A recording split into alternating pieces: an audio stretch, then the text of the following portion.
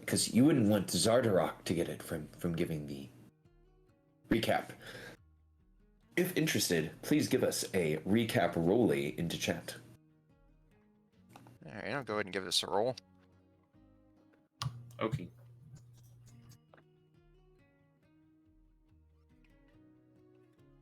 One's out of the way. It looks like the Lotus has got it here with an 18. All right. So last session we began with, in the middle of our battle with Duergar wearing a Pope hat, which our DM kept calling a pimp hat for some reason. I just couldn't stop thinking it was a pimp hat. I'm sorry, everyone. After we had finished that turn, it seemed to be strangely excited by getting hit by Gaiman's whip. But then it started mentioning something about the progeny of the prisoner was here, and none of us knew what he was talking about at first. And then it pointed out to the White Lotus that it's like, you're the progeny of the prisoner, and she was very confused by that for a while, and this thing took off its hat and revealed itself to be I want to make sure I'm getting this right, so so that the lawful evil creature doesn't think I'm being petty. It's a devil? That's correct. It was a devil. It's a devil, okay. So revealed itself to be a devil, under service of Asmodeus, offering Lotus saying, hey, I can take you to Asmodeus, give you all the answers you want. And she's like, it's a little suspicious. Let's not get ahead of ourselves. And ended up, though, because we decided to stop attacking him, he said, okay, we're not going to help the Duergar anymore. But then made his exits saying that maybe we'll see him, or somehow Asmodeus may get in touch with us again at some point, which I will tell you right now, Lotus is definitely not looking forward to that. We explored around the immediate area after that. Akia was getting pings in their head from some strange thing, which, after opening door, found out that it was an illithid that had been shackled up to a statue of the Duergar's goddess. And apparently, what this thing had told us is that it was giving Zardarok some sort of powers. Lotus was in a bit of a heightened emotional state, considering everything that just happened, and she did hold herself back, but this illithid was in pretty bad shape. They had all their tentacles torn off. They very malnourished and were shackled up. They're really no harm to anybody. And seeing some of herself in this illithid and what they'd been through and been taken from their home and had all these terrible things done to them, it convinced Akia to unshackle them, and they would come with us. Let's see here. Though I did tell Gaiman about the statue, and took very little convincing to get him to smash it real good.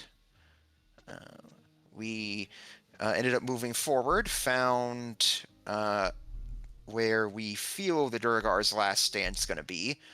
Had some fights with, here. The sleeper cell of some of the Duergar came out and are now helping us.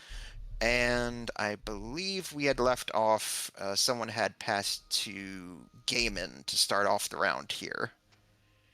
That is correct. And that was a very good recap. I don't think you left anything too major out, except for at one point Gaiman dunked Zardarok's face into lava. Oh yeah, that was definitely a pretty badass move. Which is I've got lots more to dunking left. Which is why I passed you, so hopefully you could keep doing that. Excellent. So you have earned a DM inspiration.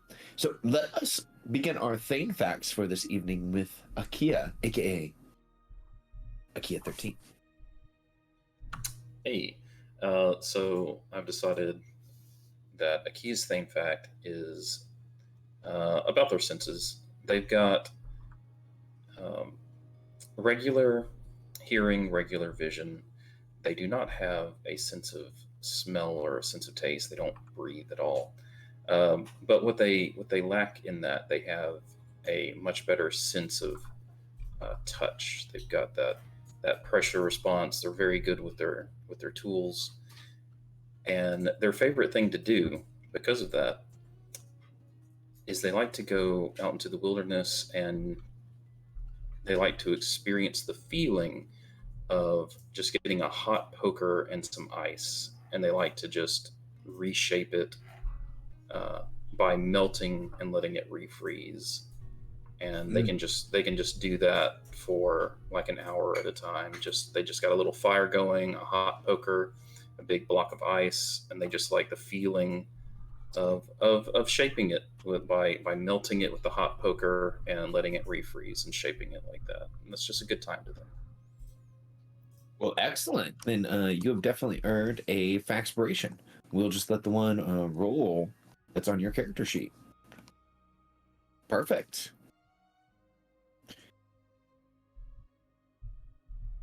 Well, let us continue then to just going through my player list. Let's go to Lotus. Lotus, can you tell us about your Thane fact for this evening? All right, I guess kind of piggybacking off of some of the revelations from last session. Lotus went to University of Maryland to study journalism for college, but the thing was she didn't have to take out a loan in order to pay for it. At first, this was because her mother said that, well, I'm a retired dock worker, it's union thing, get amazing pension, so, you don't have to worry about taking out a loan, we just pay for it with that. And seemed pretty straightforward at first, but Lotus, of course, being a journalist, did a little bit of digging and found that someone had left her mother a rather generous sum of money before he had left them. Ooh, the plot thickens about this father that has gone and got himself, pinched by these devils in hell.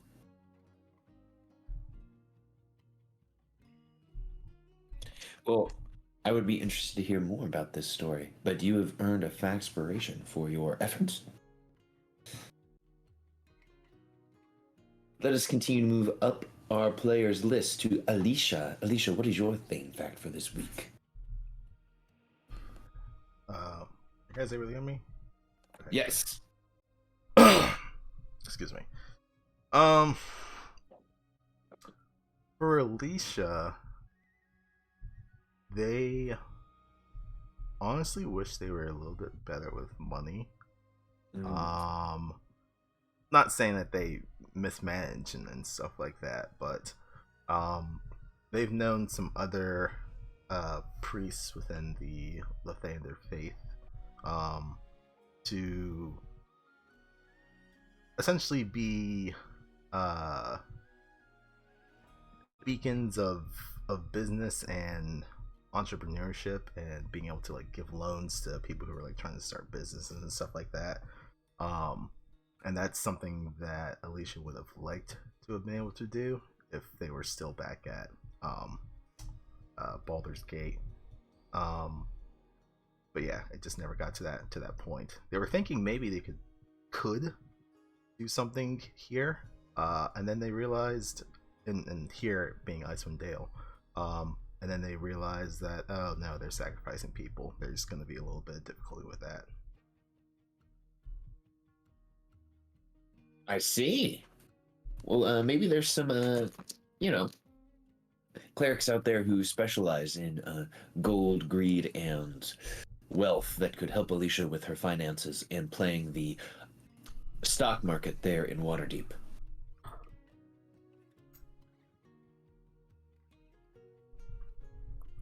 Or maybe some connections that Lotus just made. That might help you play the stock market even better. Alicia is looking to diversify their portfolio. Please help. Mm-hmm. Mm-hmm. Excellent. Excellent. There are many hell bonds that you could invest in that have a very hefty return on investment. I don't know about that. Mhm. Now, thank you, Alicia. You have earned Factspiration. Let us move to Avalas. Avalas, what is your thing fact for this week? So you guys all know Avalis was raised by the Yeti, and for the longest time, he wasn't necessarily accepted by the tribe. Very much a Tarzan kind of story. They just called him, by whatever pronoun they wanted to at the time. Basically, usually it was it. And then eventually they figured he would survive long enough and kind of begrudgingly became accepted, and then eventually part of the tribe, and earned his name. Which means that is, of course, not his birth name, which he does not know. And kind of a related tidbit, he has never had a nickname either.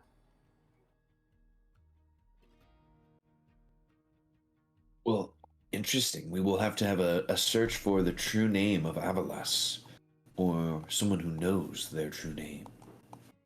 When someone gets legend lore at level 5, they'll point at you and be like, "Legend lore," and see if they can get your real name from that.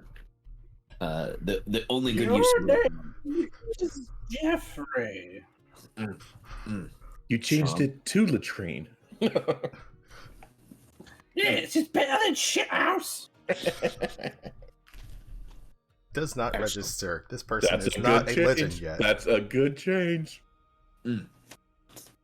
Well, thank you, Avalas. And last but certainly not least, what is Gaiman's thing fact for this week?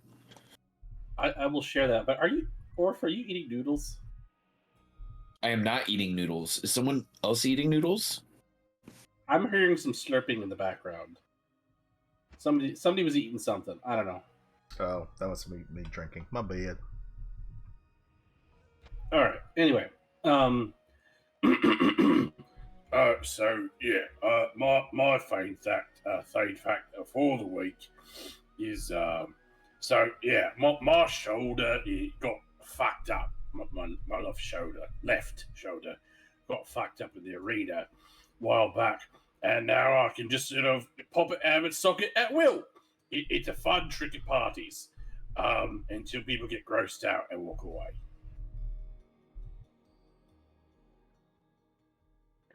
Real talk. One of the first things my wife came and saw me do was a jiu-jitsu tournament. And in my first match, I pile-drived someone into the mat and their shoulder separated. And it made the most sickly crunch you have ever heard in your life. And she was like, "That was brutal." And I was like, "It's just business, baby." And I kissed her. We went home. No, I didn't say that, but it would have been super fucking cool if I did. Air guitar riff in the background. Fireworks bomb in the air. And then everybody clapped. Only those who didn't know him. I'm totally not finding that clip at the moment to send to you guys. Thank you, Gaiman. You have earned a point of Factspiration. Woohoo!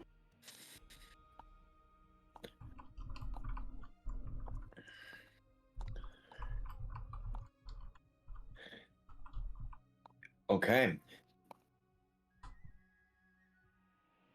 And for anyone who's interested what that sounds like, just shared a link. Anyways, we are in the land of Icewind Dale.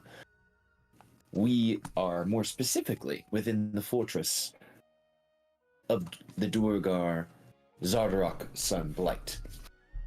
You are on a battlefield within this sprawling cavern, filled with the acrid smell of metal and the oppressive heat of the forge.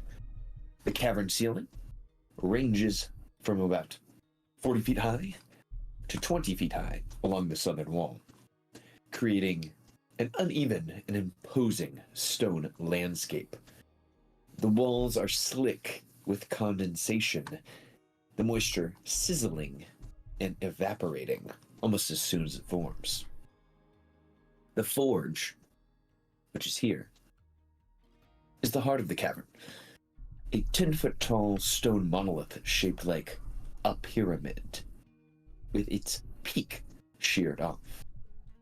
It pulsates with a rhythmic heartbeat, a sound in remembrance that there is a dragon's heart beating within. There are several guard towers situated around this forge, each of them holding a battle between the forces of Zardarok Sunblight and his would-be new wife, the Grandalfa Muzdgart. In the south of the forge is this operating platform filled with mechanical tools and cranes and pulleys. And, of course, we cannot forget, in the middle of this tableau stands Zardarok Sunblight, his Chardelin armor glinting in the light of the forge. He's currently locked in a battle for their life with Gaiman the Glaive. Gaiman, it is your turn, and I should switch from this sweet exploration music to this epic fight music. Gaiman, you are the first to go here in round 3. Right, so I've got my rage on. So yeah, I'm just going to try and grab him and, dunk him in the lava again.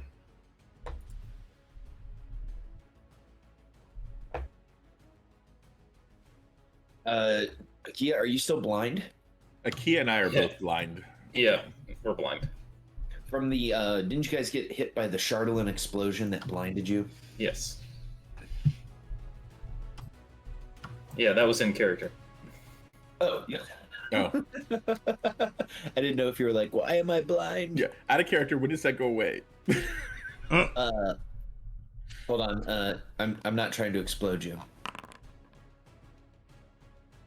Be temporarily blinded until the end of their next turn. Which will be this coming up turn, right? Correct. Okay. All right, Gaiman, you are up. All right, so you need like a strength check, athletics. Yes, it'll be another grapple check to try to drive this man's face into the lava. All right, athletics, raging advantage. Ah!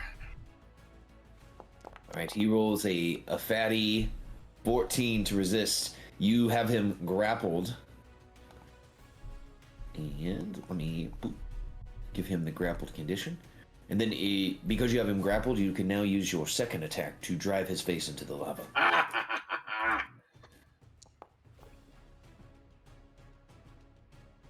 Yes, that is going to be a hit. So as he hits the lava, I believe I set that at 4d10. I thought it was 3d10. All right, you might be right. Then I will take the highest of those 3. So he takes 15 points of fire damage to his face, and he screams in pain as the fire burns his sweet face. And oof! He has now lost concentration on Blur.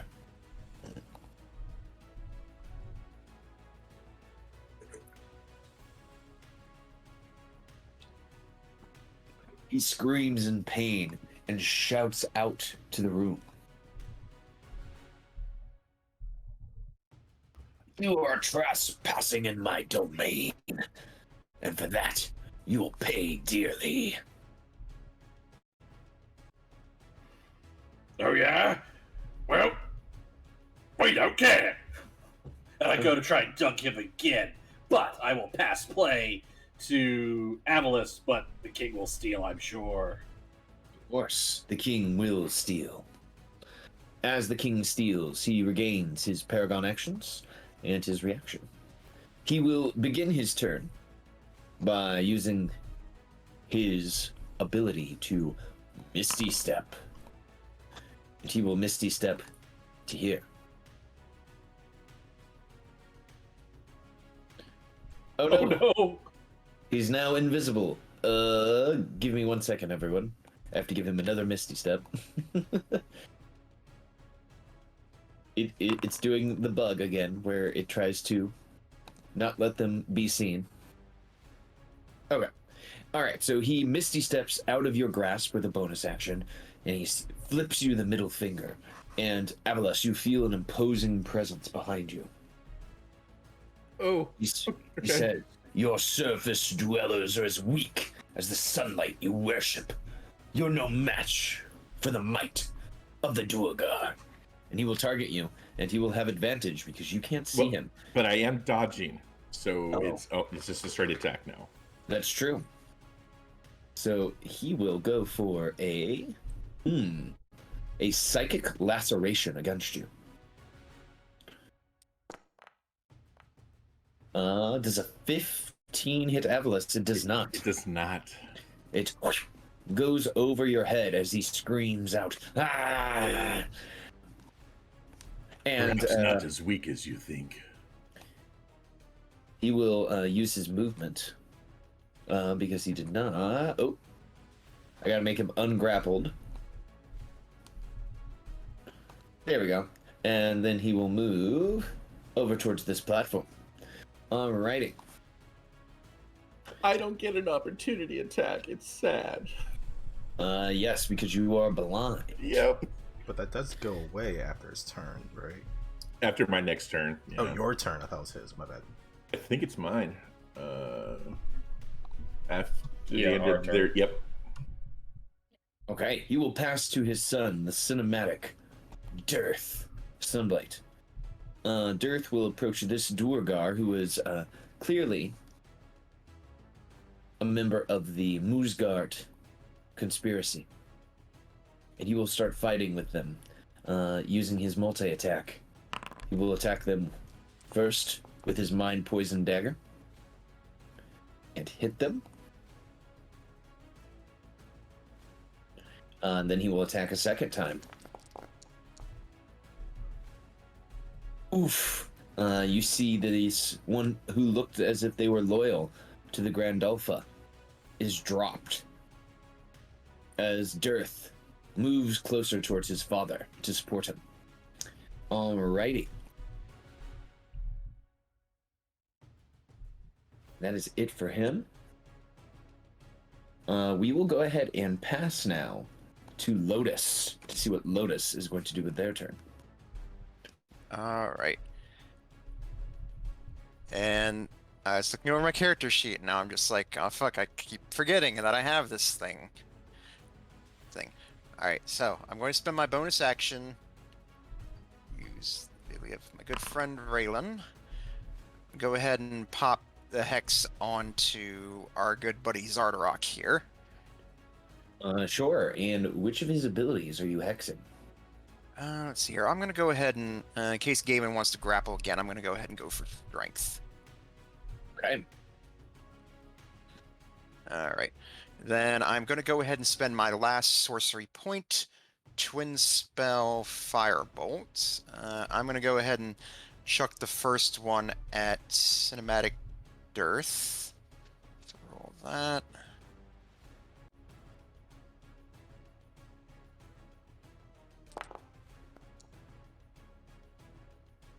14.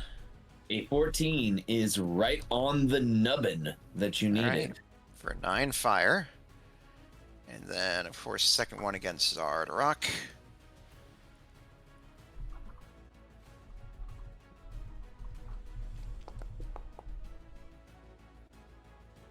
All right, A 21 for 21 6. Hits. As you hit him for 6 Then- points of damage, he will use his reaction against you. And he will use his use of Hellish Rebuke against you, White Lotus. Let's see. Are you within 60 feet? I believe you are. Yep. I believe so, yep.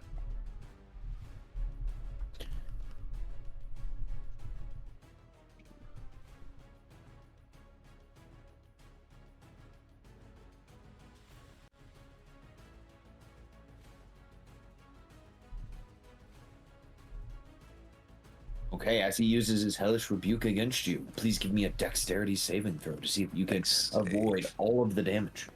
All right. I shouldn't say all, I should say most.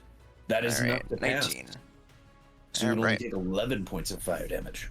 11. All right.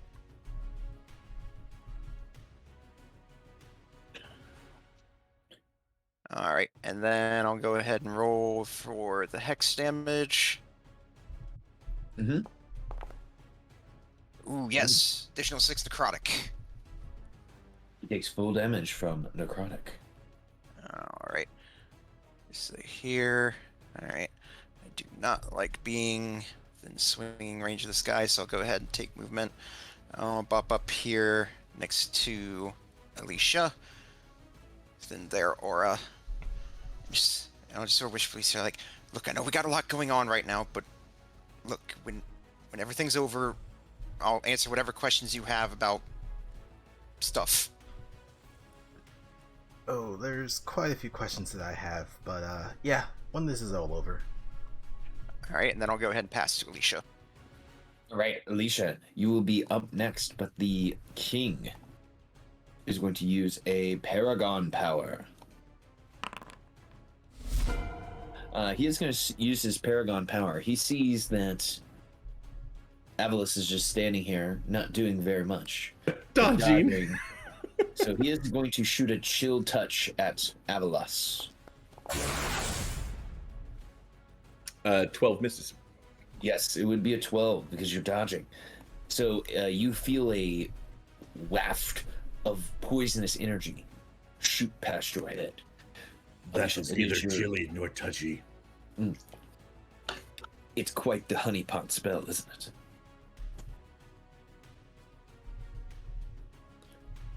All right, Alicia, what do you got for us here? Okay. I forget. What's this one that's standing next to me? That is a Dwargar Berserker. Oh, cool. It's the barbarian type one. Okay.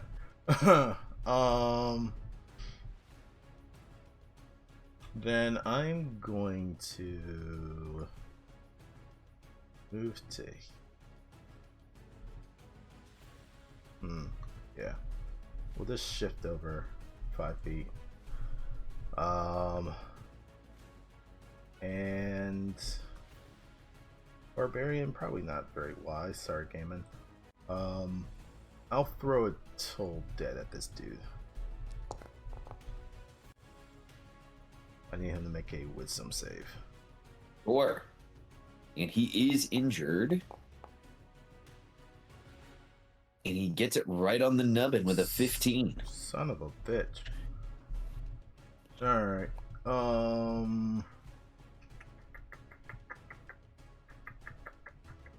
If I have bonus action wise, not a whole lot.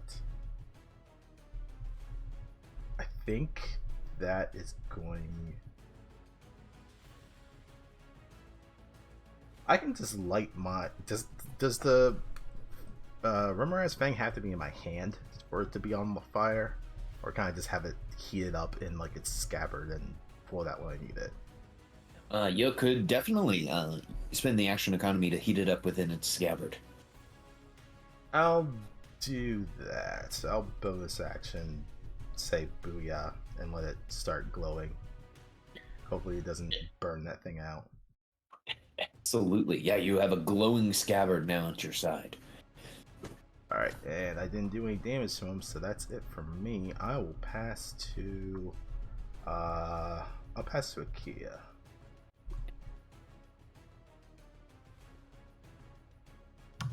Alright, Akia, you're up. All right. Akia, not being able to see, will cast Mirror Image and very carefully. They remember there's a wall over here somewhere. They're just going to very carefully move towards it and to the west slightly. So they're just going to very carefully move this direction, like maybe 10 feet, just like diagonal this way. And then Kumakyu's just going to take the dodge action and try and go back a little bit if they can without running into a wall.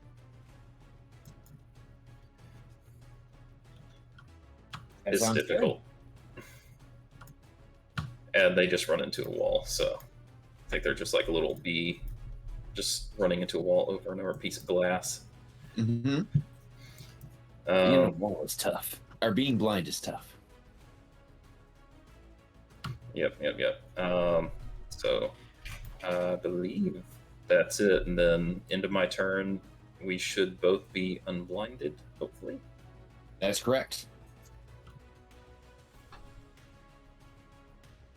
And then I'll pass to who wants it? I can't see what's going on. I think all of our team went? I haven't gone. Okay. Yeah, I'll go ahead and give it to Avalos so he can get rid of his blindness. Sure. You guys can strip your blindness. Well, mine doesn't go Unless till you after should've sneezed. my turn. Yeah.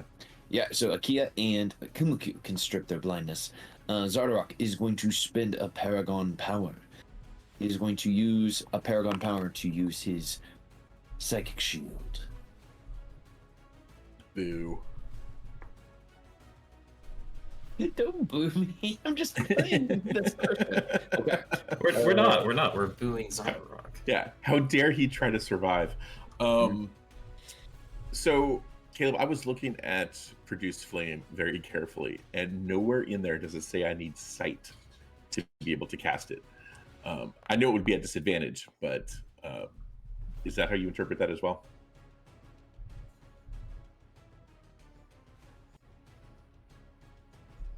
See? Doesn't say I had to see anything. Yeah, just add a creature within 30 feet. Yep. So I basically yell out, "Where's the king?" Because I have a rough idea because he fucking tried to attack me twice. And this blue flame appears in Avalos's hand, and I'm hoping one in my party will tell me where he is. In the direction of the gantry. I'm blind. Straight ahead of you. Okay. And then I will. He's fire very straight big. ahead. You won't miss. You totally won't miss. So yeah, I guess if you allow that 24 to work, then yeah, he'll take 3 points of damage unless he's totally immune to fire. If he's resistant, he'll take 1. So as you are throwing the flame at him, he will use his reaction to Psychic Parry, which spends its reaction, and he reduces it by, to nothing. Okay. to 7 as it washes against his Psychic Shield. Well, at least I'm not blind anymore. Mm-hmm. You would still have your bonus action.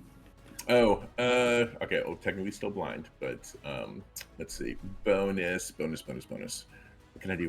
It's been 2 weeks. Okay. I could face step, but I'd be blind, so that would be a bad idea. Nope. I'm good. I'm just gonna wait till I can see again. So. I like it. I'm gonna pin mirror image. Such a kooky spell. Okay. Now did Lotus? Is she just missing the acted icon? Yes. Okay. All right. And then I guess I pass to Musty because he's the one Musty. present. Yeah. Musty yells out, "Should I continue to guard the prisoners? We don't want them to escape." And you hear Zara say, "Make sure the prisoners don't escape. We can't have Kapanok getting back to his tribe."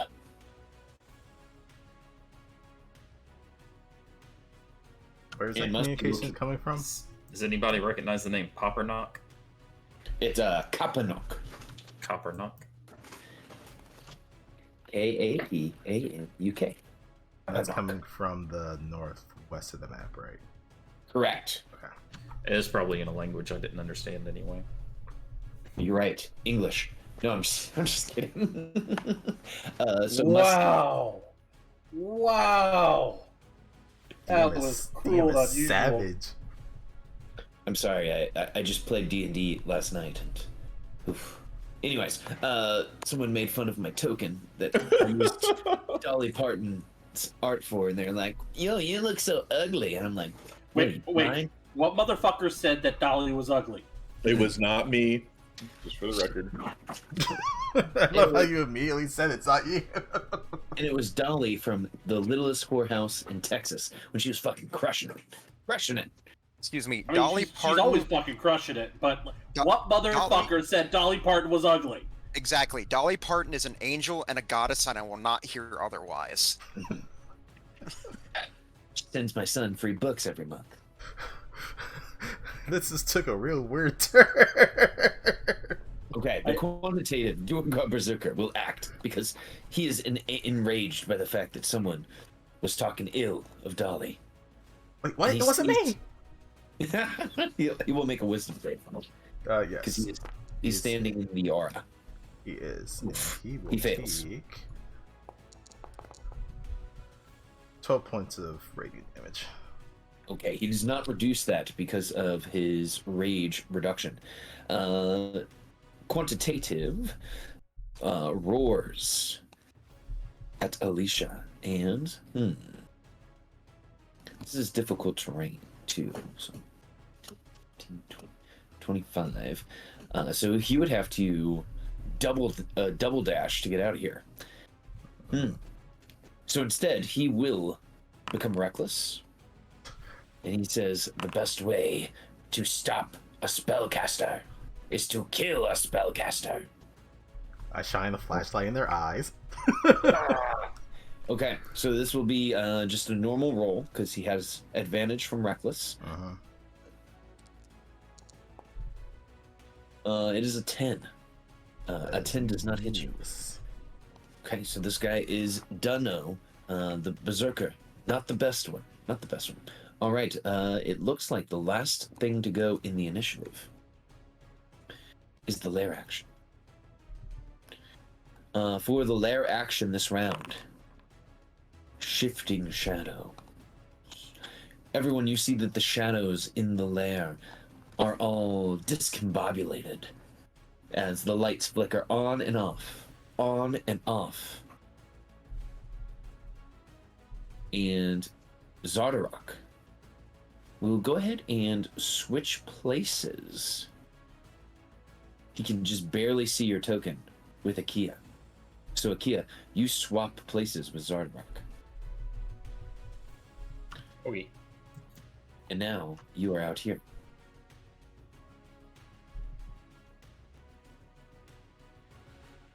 And I need to reset both of your guys' movements. Otherwise it will be kooky. So reset and reset. All right, we will go to the next round. And the Berserker is going to pass to Dearth Sunbite. Dearth, upon seeing this floating prismatic robot, will run towards you, Akia.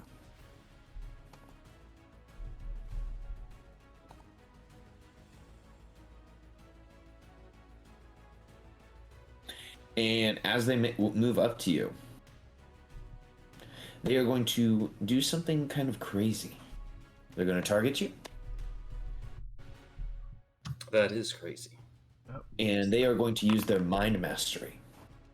And Lexius, what's Sorry, ignore that. I didn't mean to click that wrong button. It looks Okay. it looks so similar to immediate effects. Absolutely.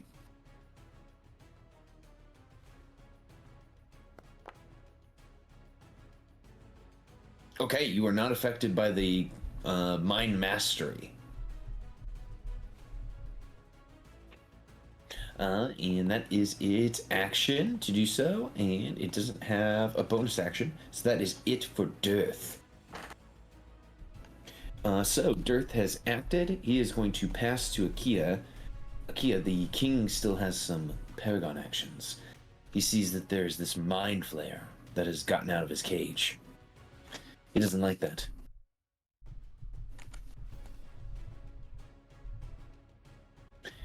So he is going to attack the mind flayer because he don't need no shit.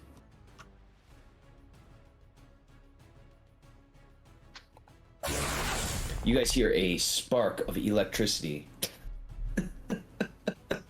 as he crits the mind flayer, and the Mind Flayer is no more.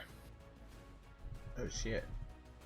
Well, that takes care of Lotus's dilemma. So, All right, Akia, you are standing near the cinematic dearth. all right. Akia is going to shift slightly, item interact, bend down, pick up Kuma's figurine, and is then going to step back over here and then punch Dearth, or attempt to punch her. All right.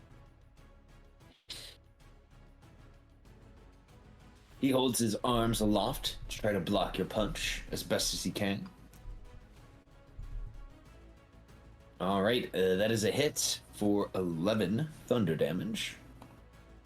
All right, and second attack. A 16 hits. What does it look like as you drop the Dearth Sunblight to 0 hit points? There is just a loud resonating when the first hit, and with the second hit, there's a crunching of bones. Mm. Just in the Absolutely. chest. The creature falls and hits the deck as you smash in his chest bones. Right, and bonus action is going to order Kumaku to fire at this warden over here, I believe. No, is that dead? That's it. Dead. All right, at Alicia's foe over here then. Sure. Checking the range, it's 30 feet, so they might have to move a little bit. Yeah, they get a little bit closer and then force strike, and I'll take that movement.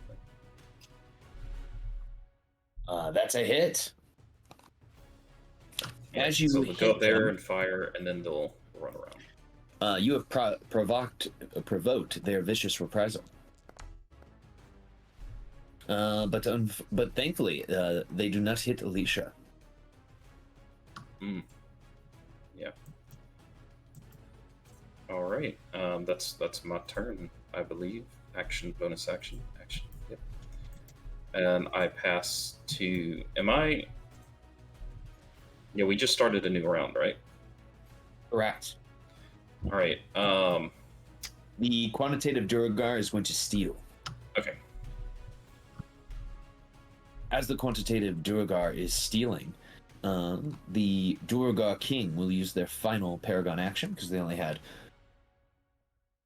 one left, and they are going to target. Well, let's see. They're actually going to target Gaiman.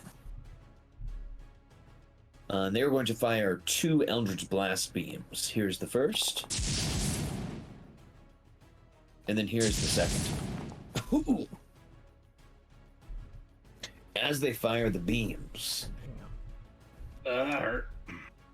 you're out of your depth here, surface dwellers. You cannot win this battle. Okay, and then this guy's gonna make a wisdom save. I do not have high hopes.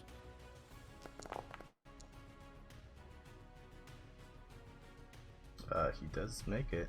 He does make it. So he still takes 9 points of damage. As he attempts to do something, he is bug zapped and killed. Oh, thank God. He drops to the ground and screams in pain as you irradiate him to death.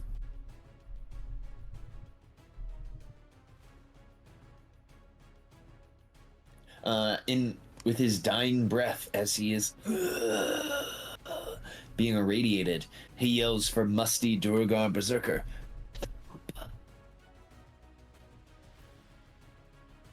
And they will. They say, well, time to kill some people and stop guarding these prisoners. And this Duragar comes running down towards you all. They see Gaiman.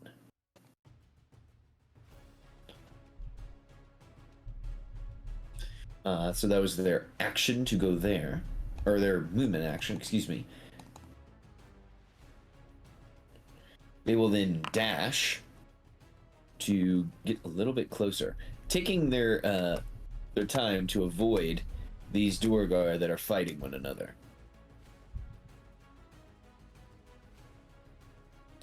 As they see Gaiman standing there, they are going to do a running kind of start and throw their javelin at Gaiman.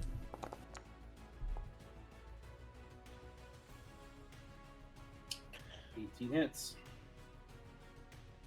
Okay, and Gaiman, this creature has acted. You can steal. All right, so Gaiman's gonna go. Oh no! Get your fucking ass back here! And we're gonna go running after our enemy. Absolutely.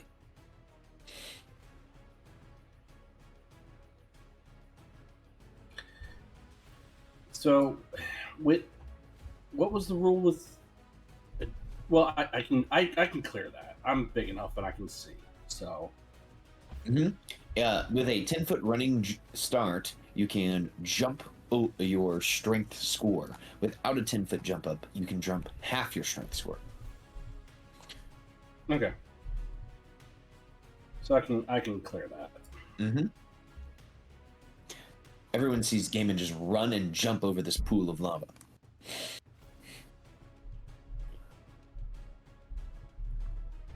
Hmm.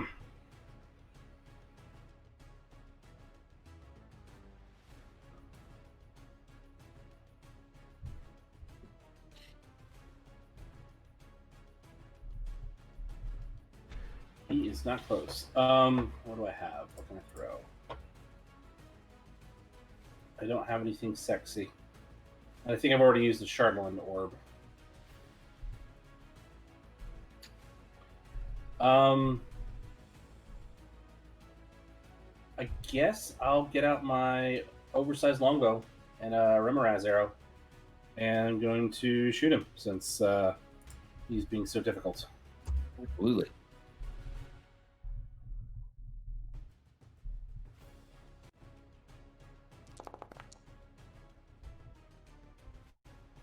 Wow. Yeah, that is a hit. For 21 points of damage. And he is bloodied. All right, extra attack.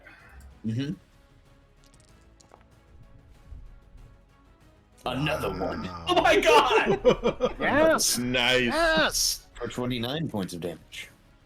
DJ Cal was among the prisoners and just yells out, "Another one!"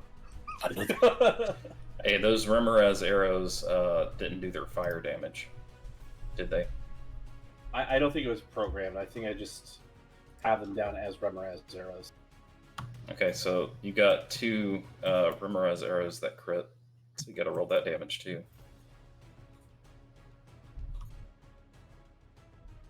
They do 1d6 fire, which these arrows do 2d6, so it would just be 2d6 fire. So it's the same damage. Okay, so just roll 46. Oh, it's just that the damage type is listed as piercing. It would just be the damage type is fire. Oh, Okay. so they were rolling, they just didn't list it. Okay. So he has these two arrows sticking out of his chest, and you have activated his bloodied ability. Chardalin armor. He holds his hand aloft, and everyone, there is a strange magnetism in the air, as all of these spare pieces of Chardalin, the exploded pieces of metal, fly through the air and begin to fuse themselves to his armor, to his wounds. Like Superman 3 style. Yes. I was more or less thinking about Super Android 13 from Dragon Ball Z. But yes, that's a better reference. Well, it just scared me as a kid.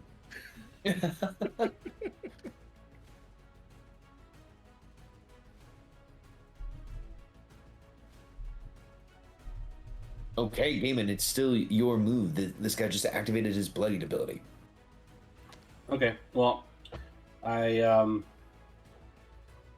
took my action, took a movement. I don't have anything for a bonus action because I don't have any potions. Otherwise, I drink one. And I'm raging, so I can't use a cure wounds on myself. So that's my turn. Okay. As you go to pass, this battle seems to be reaching its peak. A new sound begins to echo through the cavern. The deep, resonant sound of a war horn. The Duergar forces all look confused as they're hearing this horn. You all turn to see a gate fly open. Through the gate, you can see a familiar face leading an army of Duergar. You see the Grand Alpha. Her face set in a grim expression of determination, and her eyes burning with a fierce, unwielding resolve.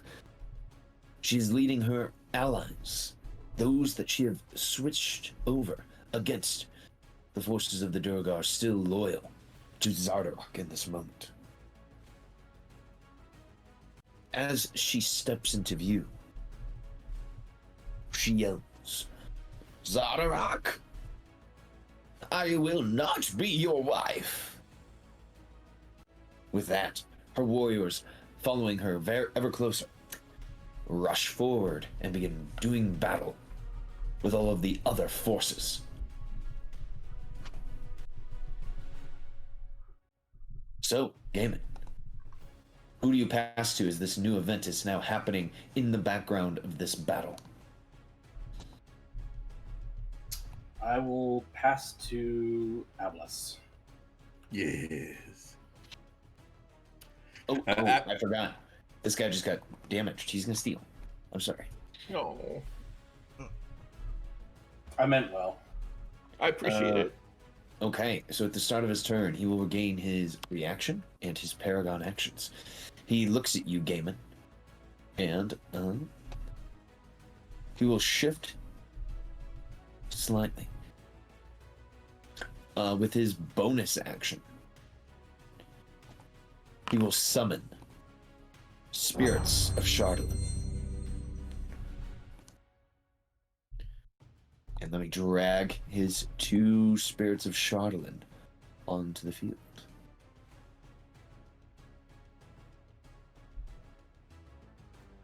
He will drop 1 here. Boo. Those are some big boys. And you'll drop 1 here.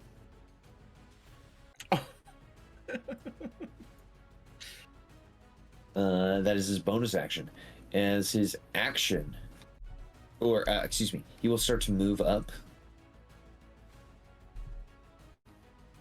He is squeezing at the moment to here, kind of getting through the tunnel.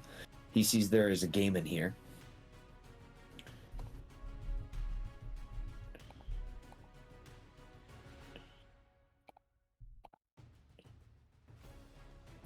All right, and he will target Gaiman, and he will attempt to do an overpowering swing. This will have a disadvantage because he is squeezing at the moment. But that is a 19 to hit. It hits. All right, and can you give me a strength save? He is trying to attempt to knock you off your feet.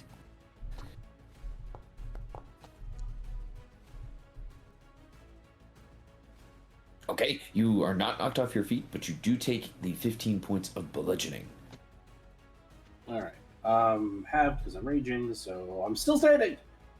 Absolutely. All right, that is his turn. He will go ahead and pass to the presumptuous Chardolin Spirits. Actually, I would like to spend one of my DM inspirations to grab it, the initiative. Absolutely. It is you are up. These Chardolin Spirits have risen from the ground. This is what they look like. They're really creepy. Ooh, yeah, they are. Oof. I definitely do not want. And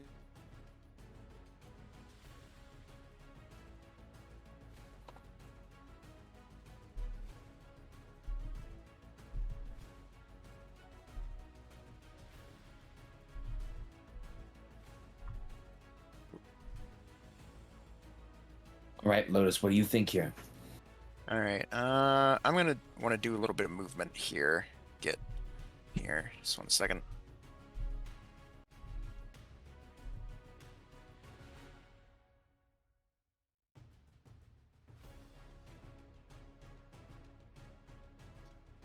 All right. Sorry, a little connection hiccup there. All right. Doing some movement here.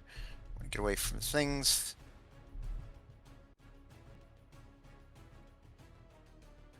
There we go. Here. All right. Let's see here. Since I saw a lot of the buffs to AC, I'll go ahead and target Zardarok. And so get that guaranteed hit. And I got plenty of first level spell slots. I'm going to go ahead and chuck all my darts of first level magic missile at him. Excellent. Alright, and then D6 necrotic for the hex. Alright, for additional 3. All right, Zardarok did just take his turn, so he does gain his reaction mech. He will use his psychic parry to reduce the damage by 7, so that's 4, 8, and 11, so he'll take 4 damage. Alright. As the psychic energy is able to hold back just a bit of the force. Alright. So got a little bit of movement, so I'll just go ahead and bop back this way. Alright. Check here. Then I will go ahead and pass to Alicia. And Alicia, you are up. Okay. Gaming looks hurt. Let's see. We're gonna move here.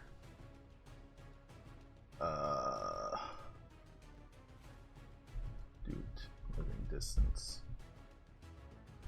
See? Yeah, he is. Alright, Alicia is going to target Gaiman and is going to use one of the channel divinities for Divine Spark. You get back 7 hit points. Okay. And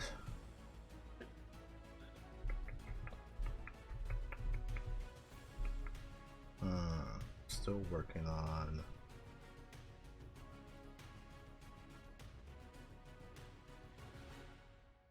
that's concentration 2. Shit. I think that's going to be, well, no. I'll also toss a, oops. I'll toss a healing word towards you.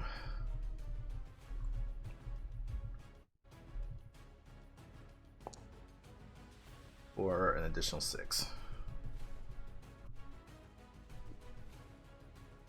And then Alicia will continue moving. Whoops, that's the wrong one.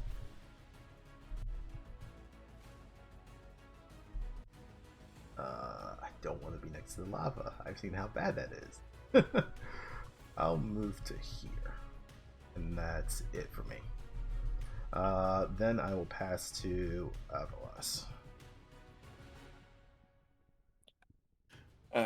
Avalis will look at the king, who is now covered in Shardlin armor, and he will cast Heat Metal again on him, which will be auto damage, thankfully, because he can't take it off.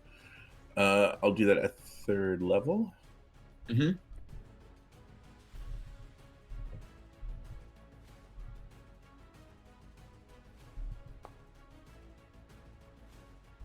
15 fire. And I will then bonus action phase step 10, 20, 30 feet. And let's see, am I at a level where my phase step does something now? At 3rd level, yep, okay. One creature. Let's have this guy make the fear save. Wisdom saving throw, DC 15. You now learn that these creatures are immune to the frightened condition as disembodied spirits. Fair enough. All right. Well, at least he took 15 fire damage. The other guy. And I shall pass to. Looks like Gaiman has not gone. I'll pass to Gaiman. Alrighty, Gaiman, you are going to be next. The king. He has not spent a Paragon this round in round 4, so he's going to go ahead and do so. He is actually going to use 3 Paragon actions on this. For his Chardalin fortification. As he uses the Chardalin armor itself to begin to regain hit points.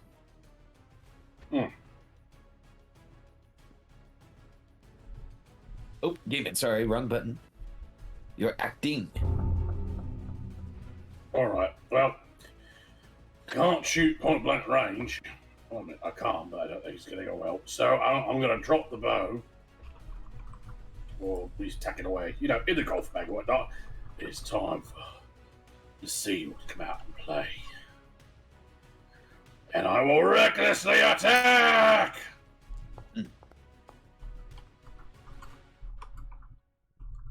Excellent. That is a hit for 17. And we're going to attack again. That is a 20, which also hits for 10 damage.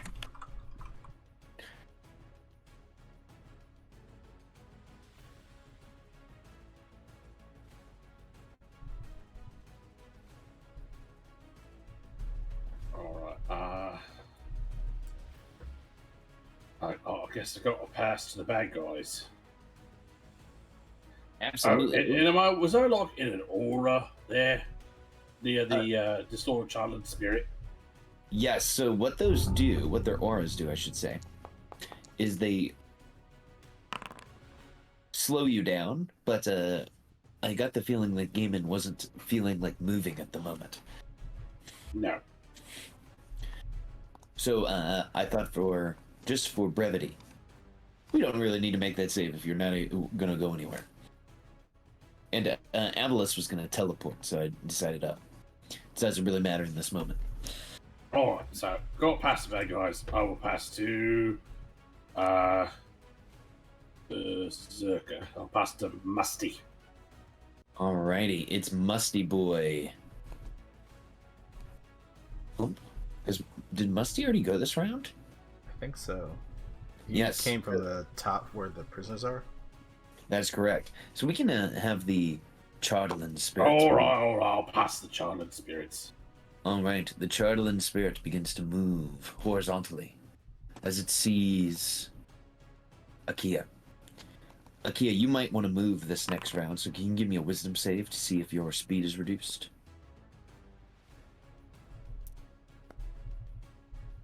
Alright, no problem. The creature will use its breath weapon on you. As it echoes out a dark pulse of energy. Can you give me a dex save? Sure. I will use a DM inspiration because I don't have anything for necrotic. Okay.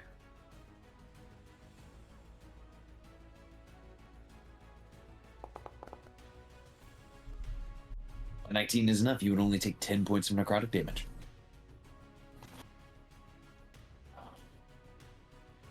And that is it for the presumptuous spirit. It will now pass to the disloyal spirit.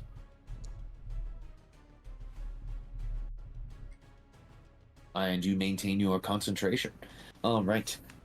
This one behind Gaiman is going to move into a flanking position.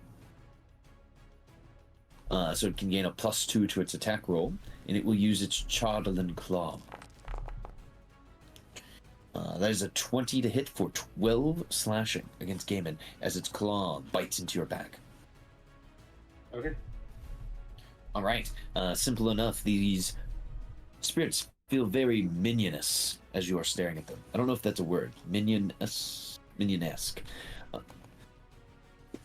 Minion-esque, that makes sense. I didn't know if you were going for menacing. No, they seem very like they are minions. Like these guys got big bulk and skull energy. All right. They watch a lot of the Minion movies. Mm-hmm. They love bananas. All right. The lair action is going to go off here. And let's see. This will probably be the worst place to put it for you guys. So that's where it's going. A little, I wouldn't call it a fireball, but a little dump of lava explodes out of the forge and lands right here on Alicia and on the Lotus. What the fuck? As it just and hits the ground and just spreads out. So I'm gonna need a deck save from Lotus and from Alicia. No problem. So you guys, you would only take 2 fire, and if you're already resistant to fire, that would only be 1 point of fire damage. I wish.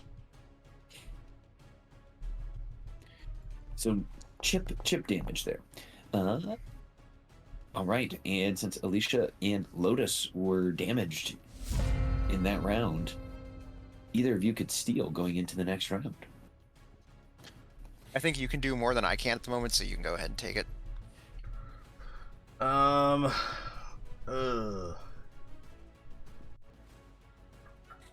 Things are looking kind of bad down there. I think I will hold for right now. I won't take the initiative. All right, I'll grab it then.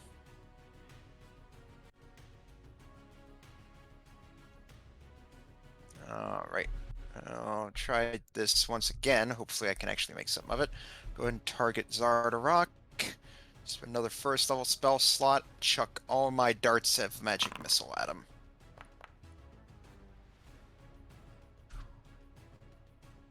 Oh, there we go. Right, then d6 for the hex necrotic damage. Do for additional 2.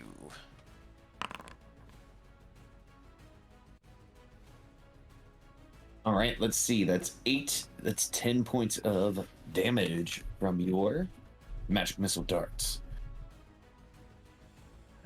Right. Take.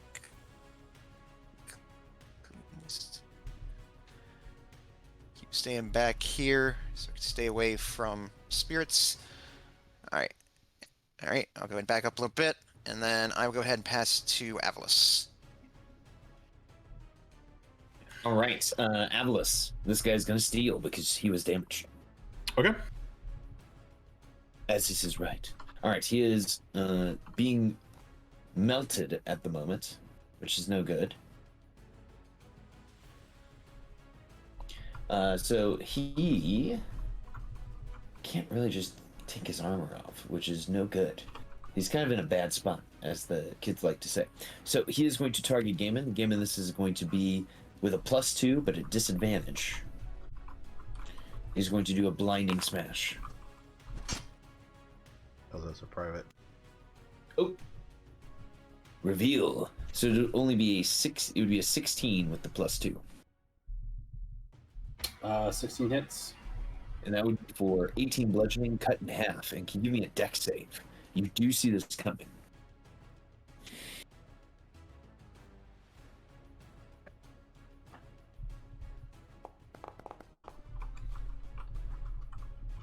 Oof. Okay. Doesn't help.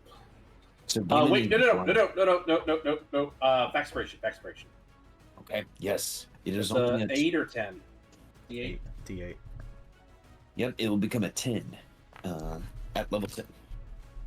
There we go. 17. Let's try that again. Yes. So you do not get blinded as he tries to rip your eyes with his Chardlin gauntlet. Oi, hands off the merchandise. Okay, that was his action. Oop. Bonus action. He will summon more Chardlin spirits. And I'm gonna steal. So he can see within 60 feet. I believe he can put one right here. Oh yeah, he'll put one right there. And then let's see. Yep, and then he'll put one right here. Perfect. All right, that was his action and bonus action. He is acted, and now we will go to Gaiman. All right. Well, so yeah, I've got Lucy in hand, and I'm just gonna recklessly attack again.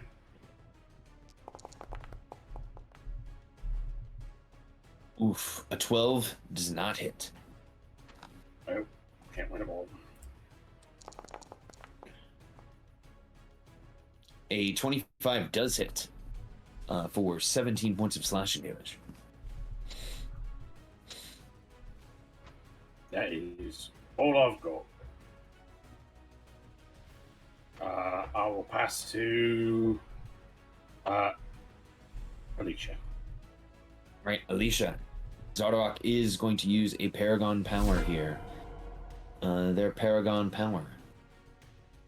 They're going to use it to try to attack Gaiman. He looks like he is on his last legs, as some might say. So he is going to have a +2 at disadvantage as he goes for just a spiked gauntlet attack. Ooh, but an 11 will not hit Gaiman.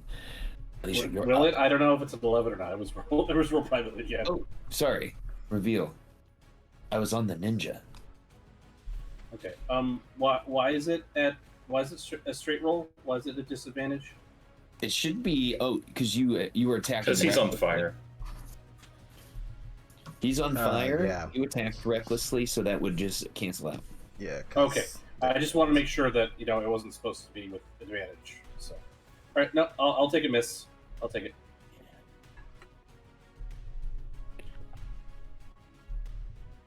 Oh, quick aside, everyone. I was listening to Matt Colville DM's video today about the new game they're designing, and this is going to be out in the new video, but they were talking about a system where you really don't roll to attack.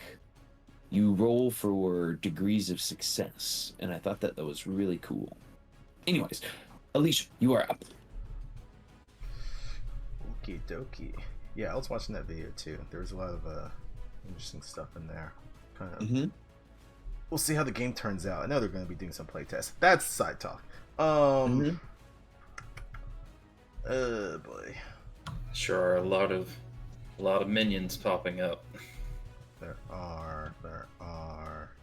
I've got one magic missile. Maybe I can take out some minions.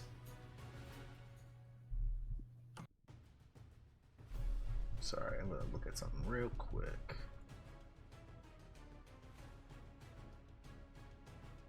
Yeah, I was thinking about that too, because I've still got two first level spell slots left. I could use one for magic missile.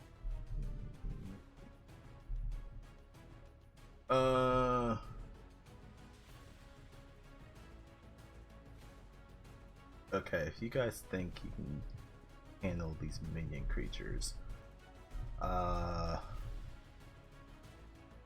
Elisa's trying to see if they can make. Is this Moonbeam still here? Yeah, maybe it's still here. Okay. I definitely don't want to step into that. Alicia wants to try and see if they can do something about said prisoners that they keep talking about this whole time. Mm-hmm. So they're gonna move to here. The ones that are marked with blue, they are allies of the Grindal. Yep, Okay. and you can consider them set dressing for now because they're all just fighting one another. Really, it's just any enemies of us are going to be hit with the spiritual guardians. So if it starts whacking through some of those guys, that's fine. I'm gonna target this guy, and actually, hold on, how far? Okay, good, still through. We're going to. We'll do a regular. We'll just hold the dead again. Okay, that's all the dead. on Ol Musty. That's not going to do it. He is not injured, unfortunately enough, so he'll take 6 points of necrotic. Okay, that's fine. But he's within my aura, and then yeah, just gonna start weed whacking things as needed. Mm-hmm. Okay. Then Musty is going to steal after you whack him.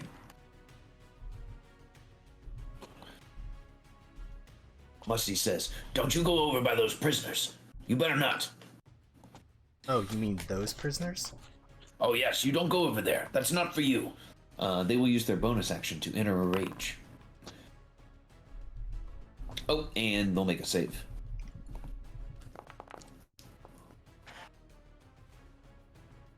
Taking 12 damage.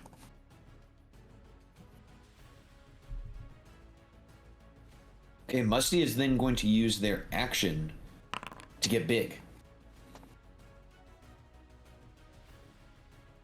So they will enlarge. Go big or go home, brah. Mm-hmm. So that is their full action economy. They're going to pass to the Presumptuous Spirit. The Presumptuous Spirit draws ever closer to Akia. Akia, on their turn, they need to roll a d6 to see if they get back their breath weapon. They get back their breath weapon. They will go ahead and use it on you. Akia, can you give me a dex save against the necrotic energies of this breath weapon? Okay. Mm-hmm. Okay.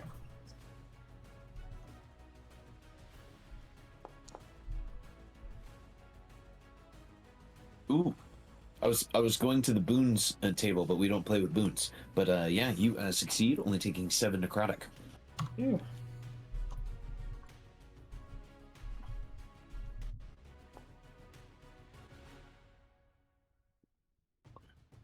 I would have had to give you a second boon there. But Akia, you are up. You are within the aura of the Chartling Spirit. Can you give me a save to see if you are slowed down?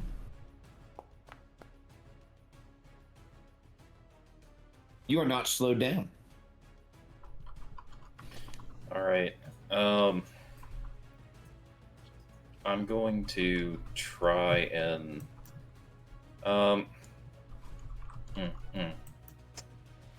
just have that one spell slot left. I'm actually going to use my action to move the moonbeam. Okay. To try and save some resources. I'm going to move the moonbeam onto this spirit here. And then I'm going to move my just a little bit because I can't move very far.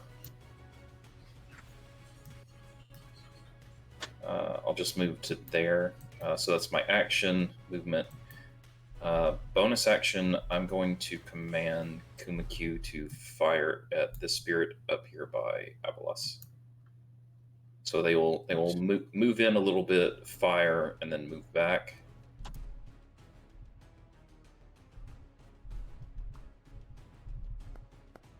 And there's their shot. Okay, a 12. Oof. It's pretty close. Okay, I'll use the expiration.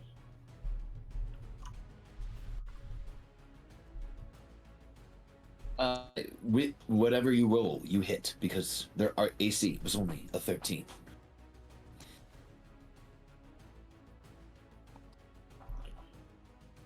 All right. All right, if that is it for Akia, the Placid. Do I At need least- to re-roll the damage, or do we just take That's it?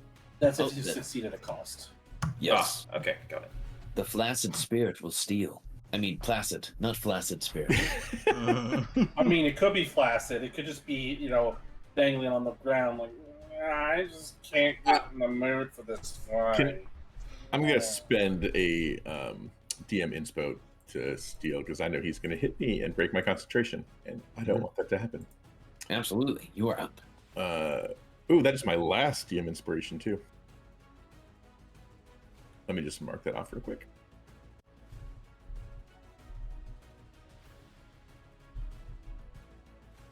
All right, so first thing, bonus action, heat metal on the guy again. So 3d8. I'll just roll that manually.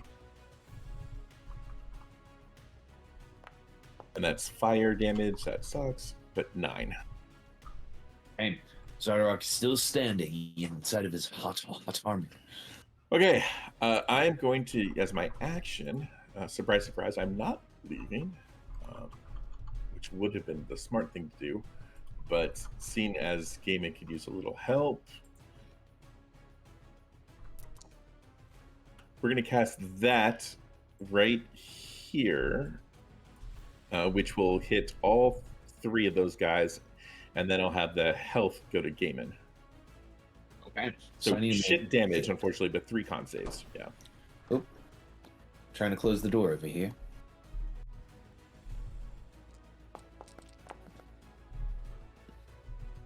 They all save, so they take 2 points of damage.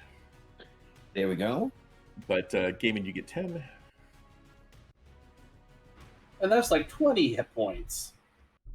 Yeah, sorry that that's all I could do. I wish the damage was better. But, 2d6 and I get a 5. All I got is movement. I think I'm going to provoke an opportunity attack. And 5, 10. Oh, it's only a 9. And then 25, 30. All right, that's all I got. All right. That is it for me. Has any Gaiman, you have not gone apparently. Yeah, please kill him. It's loyal will steal. Ah, poop. Nope. I'm going to use my last demon inspiration to steal. It does not steal. Gaiman steals.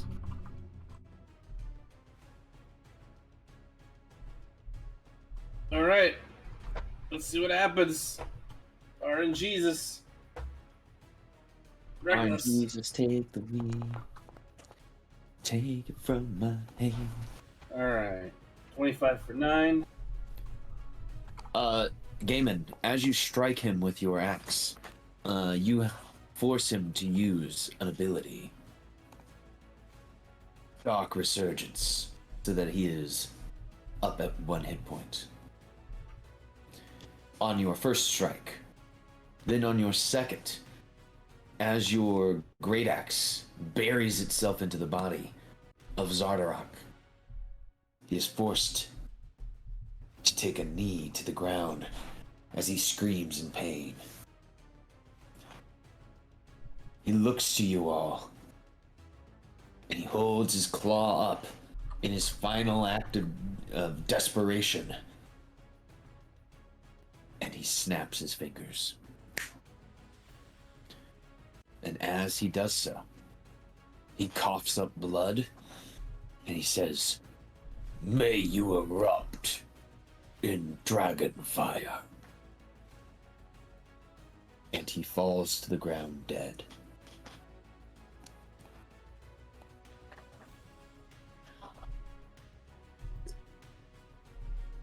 Like dead or making saves dead?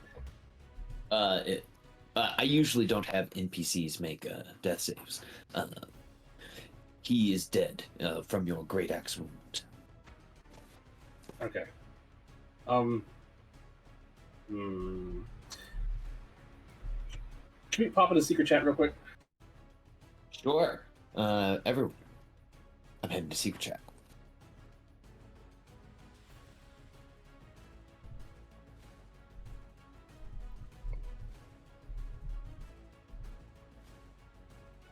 I was kind of hoping I could use a healing word on that mind fire and keep them alive, but if they're dead, oops.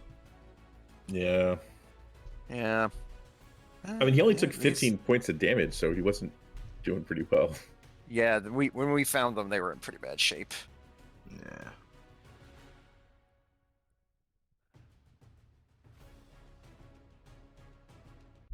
Well, these things happen. Just gotta roll with it.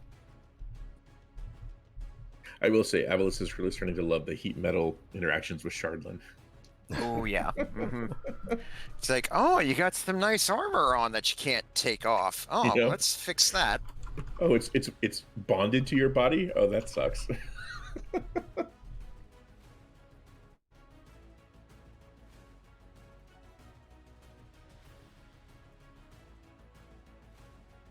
I'm hoping these minions disappear with his death.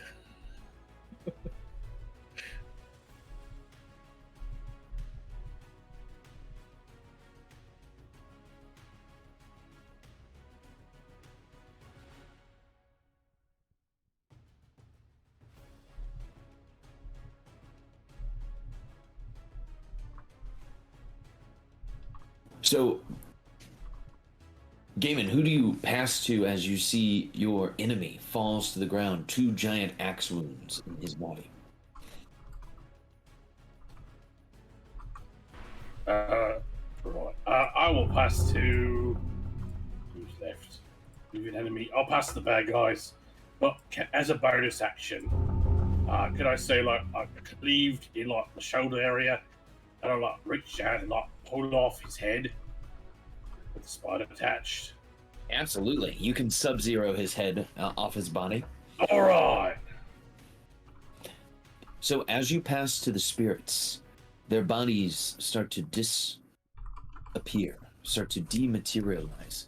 But a disconcerting sound is being heard by everyone. The heartbeat that you all have been hearing is getting louder and louder. Those of you standing near the forge, Alicia, the forge was a dark black, glowing from the front. The entire forge is now beginning to glow. The walls are beginning to tremble. You can hear what sounds like a hissing growl come from within the forge. Oh, that's not good. Guys, I think this place is going to come down. I think we need to get out of here. Are we still in combat or? So, what I have planned here, everyone, if you wish to escape, you will need to enter into a skill challenge to escape with your lives from the fortress of the Durgard Despot.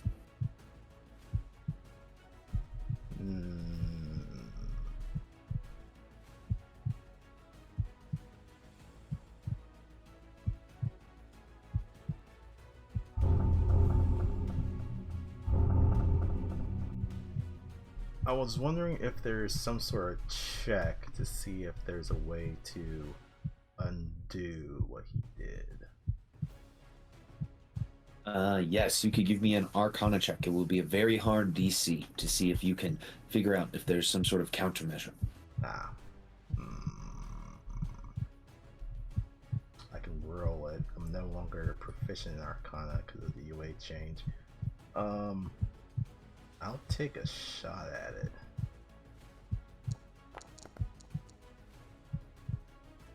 $19 is pretty good, but 19 is not enough to reveal to you how you could reverse the changes that have just been initiated. I'll spend my I'll spend my faxpiration first, and then we'll see if we want to cross that bridge. 24 is pretty good, but it's a very hard DC. Okay, now I'll succeed at a cost. Thank you, Devil on the Shoulder.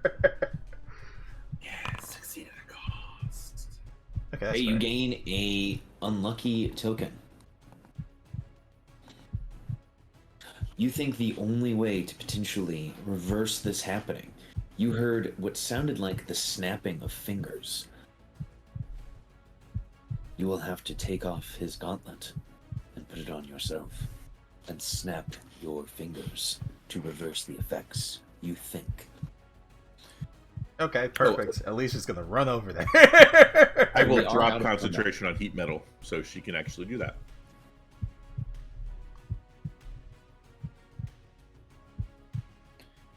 So his body, by the way, when he died, reverts back to a normal boy size. So the head just shrinks in my hand. So it's a little head. Now the battle between the Grandalfa and the other Duergar are still raging. But it seems that the Grandalfa is winning.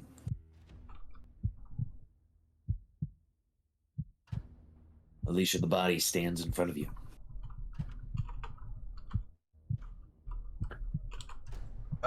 Yeah. They'll look towards Gaiman and be like, help me get that thing off of him. I think I know of a way to stop it. I'm not gonna like it, but I think I can stop it. All right. Gaiman will drop the head, and he will reach down and he will rip the gauntlet off. There's a sickening crunch as you rip it off his hand. It pulls his skin and the hair that was attached with it. There is a layer of Duergar flesh coating the inside of this gauntlet. Ugh. Sorry, that's my fault. Alright. Alicia's going to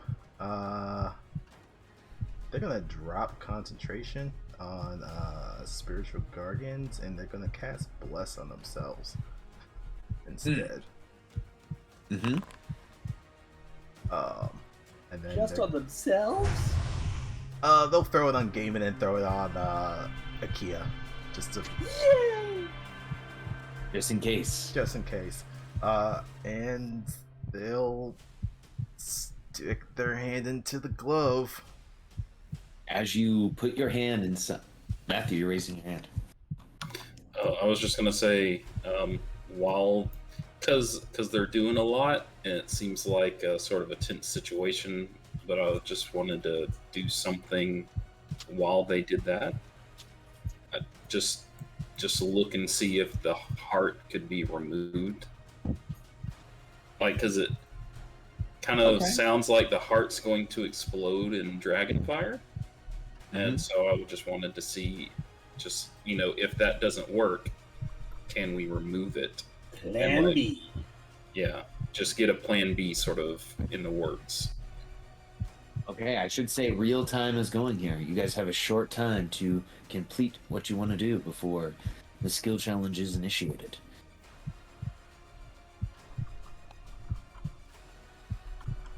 We will say you guys have until 7:03 in 30 seconds. AKA 1 minute. Okay, so I take it Akia wanted to do a check. Depending on, would that be like a Smith's Tools check or an Arcana check, or? You can give me a Arcana check to see what you can figure out by looking inside of this thing. A 23 is pretty good, but this is a very hard DC. The materials, the construction are completely foreign to you as you look inside. I don't see how we can remove it safely. Don't you have a expiration? No. Well,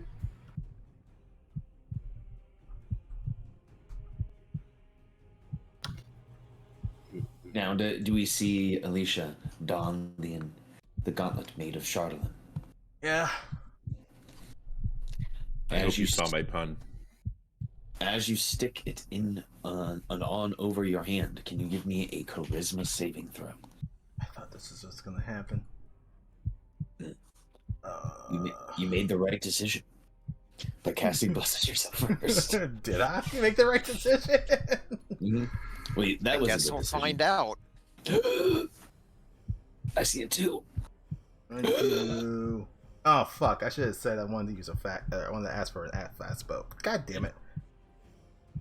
Okay. I didn't see it. As you put this thing on, I don't think we need to hop. We need to hop into private chat real quick. Yeah. oh shit! Just insulting. Okay. As the over your hand, as you roll the charisma save, your I know that we don't necessarily use alignment, but your alignment has changed to neutral evil. You now view the world as your personal play place. You also wish for no one to remove this gauntlet off of your hand, because you feel that it is giving you new and exciting ways to power. Nor would you want someone to remove it to clean the flesh out of it. It is part of the trophy. Okay. Mm-hmm. I did not expect anyone to put this on their hand, so I will have to give you the stats to you in our next session for what the gauntlet can do. Desperate times ask for desperate measures. It will take up an attunement slot because it is a powerful magical item. So you have become lawful evil. The world is now your personal play place. Your party members are now essentially expendable to you because you have the same kind of viewpoints that Zardarok had. You still want to make sure this fortress does not explode, that it hasn't changed anything like that. You still want to end the endless winter. However, you are now evil Alicia.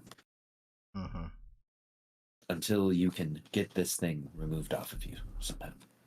Well, if you wish to. If anyone could remove it, it'd be the cleric that has possibly removed curse. Absolutely. Oof. All right, we can head back. That is it for now. All right, sounds good. Swimming to the surface. How does Welcome back, Farfugula. Okay, good. There's only one thing left as you hear the heartbeat continue to get louder and louder to stop it from exploding. And I immediately know how it operates. You do. All right. Only to take a thought and a snap of your fingers. All right. Alicia will think of not letting this place go to kablooey, like a certain Martian would say, and we'll just command the heart to not explode. The heartbeat calms down. Do we have to call them Thanosha now? Everything is balanced as they should be. The heat presence in the room calms. You hear the final screams of pain as several Duergar are left dead on the ground. As you see the Grandolpha and two of her Duergar slowly approaching.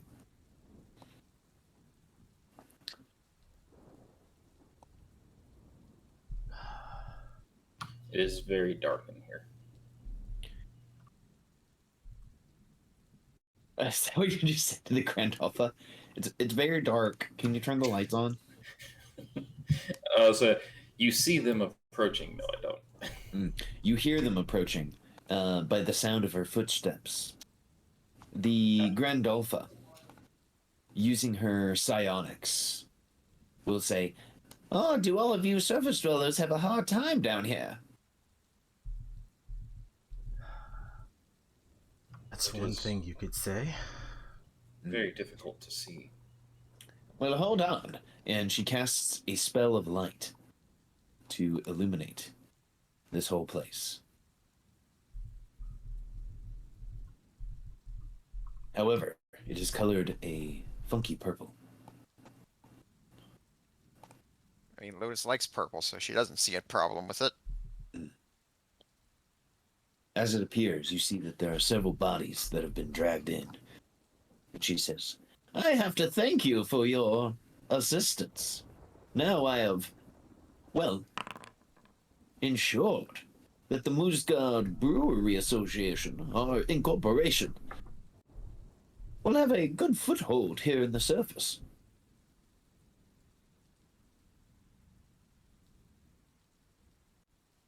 Oh, and I see that the good king has lost his head.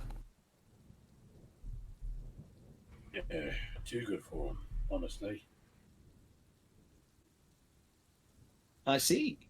Oh, and his son Dirth is dead. Well, that's good. he has a dearth of life. Oh, indeed. Indeed. Now you all... Oh, now that you're at this state, at this place, what is it that you plan to do next? We still have to stop the dragon, or else Oh, Tin shit. Towns and your trading partners will be destroyed. Oh, that's right. Of course. You know, we had to kill an Umber Hulk out there. They had tried to turn it into some type of pet. It got very cross with us when we started killing its masters. I suppose the next point of order is to find someone who worked on the dragon and see if we can learn of any weaknesses. Mm. Well, I don't know if you'll find anyone who knows more than who is standing here currently. Zardarok did most of the construction himself, and he was helped by his sons. Well, we do have his other son captive. Mm. Perhaps with his father's death, he'll be more inclined to aid us, or not, or less inclined. I'm gonna check King Shithead's body, see if there's anything useful on it. You know, information-wise, or loot-wise. And Demon's gonna start raiding the corpse. One big thing that is now missing is his Charlin gauntlet that is now seemingly form-fitted to Alicia's slim arms, delicately in such a way. He also has his crown, which is made of Charlin, and then he has his Charlin armor, which appears to have a gleam of magic about it. Is it heavy armor? It would be, for all intent and purposes, a half-plate suit of Charlin armor. Hmm. It isn't full plate because he doesn't have a big old helmet. As we know, the helmet is the other half of the armor. I'm just kidding, of course. Lotus, as you walk into the room, you see that Fior has been, well, splattered. Lotus will kneel down and gently pick up their body and walk into the main room, carrying it. You see her carrying it, and I'll approach Alicia and say,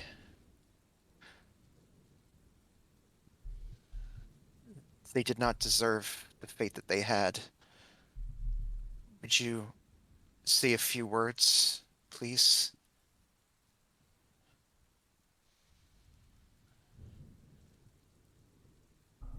They serve their purpose.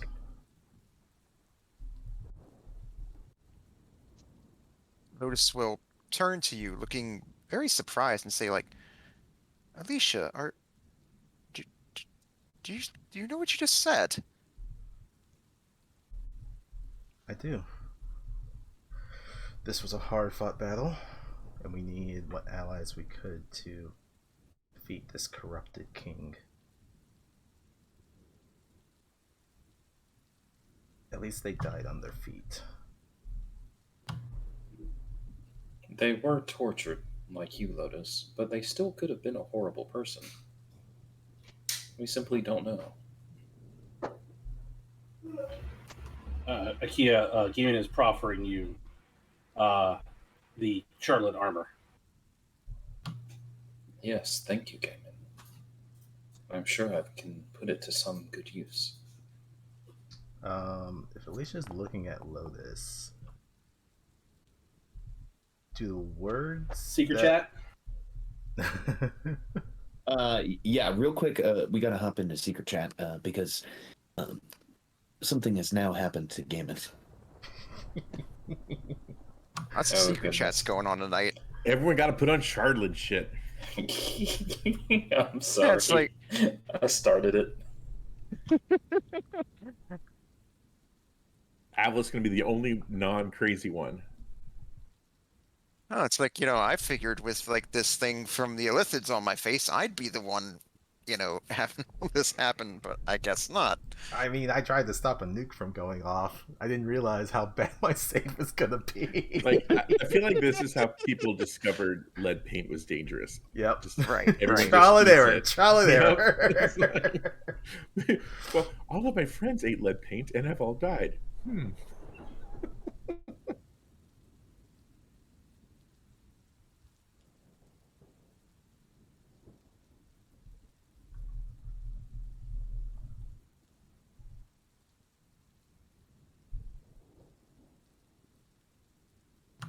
I do wonder how Orr feels about all of us putting on all this Shartland and slowly going crazy.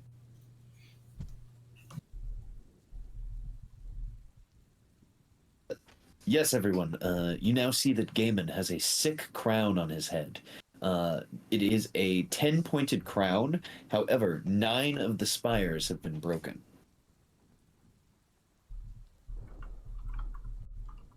Gaiman, that is a very nice crown you have. It suits you. Oh, thank you. I'm wearing it at a jaunty angle. Means I don't care about shit. Indeed. I would love to fix it up for you. Maybe. I don't know. I mean, I like it the way it is. It's not wood in combat, I see. Excellent decision, Gaiman.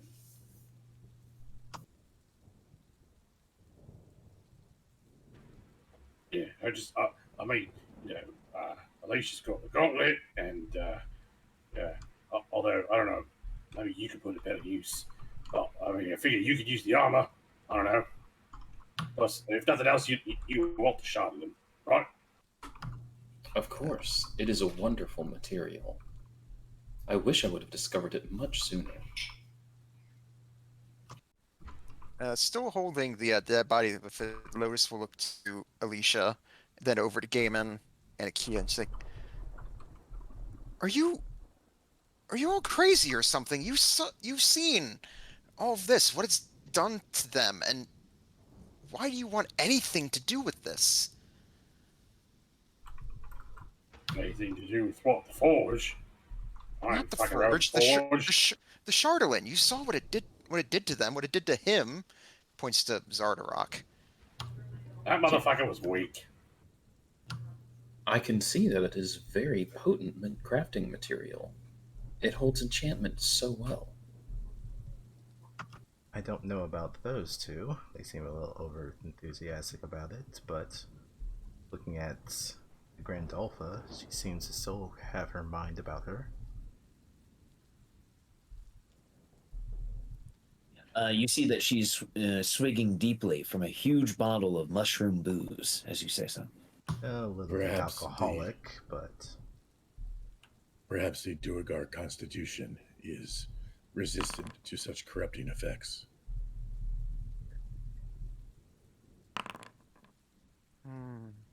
Very well. Perhaps still worry about the possible long-term effects it may have, but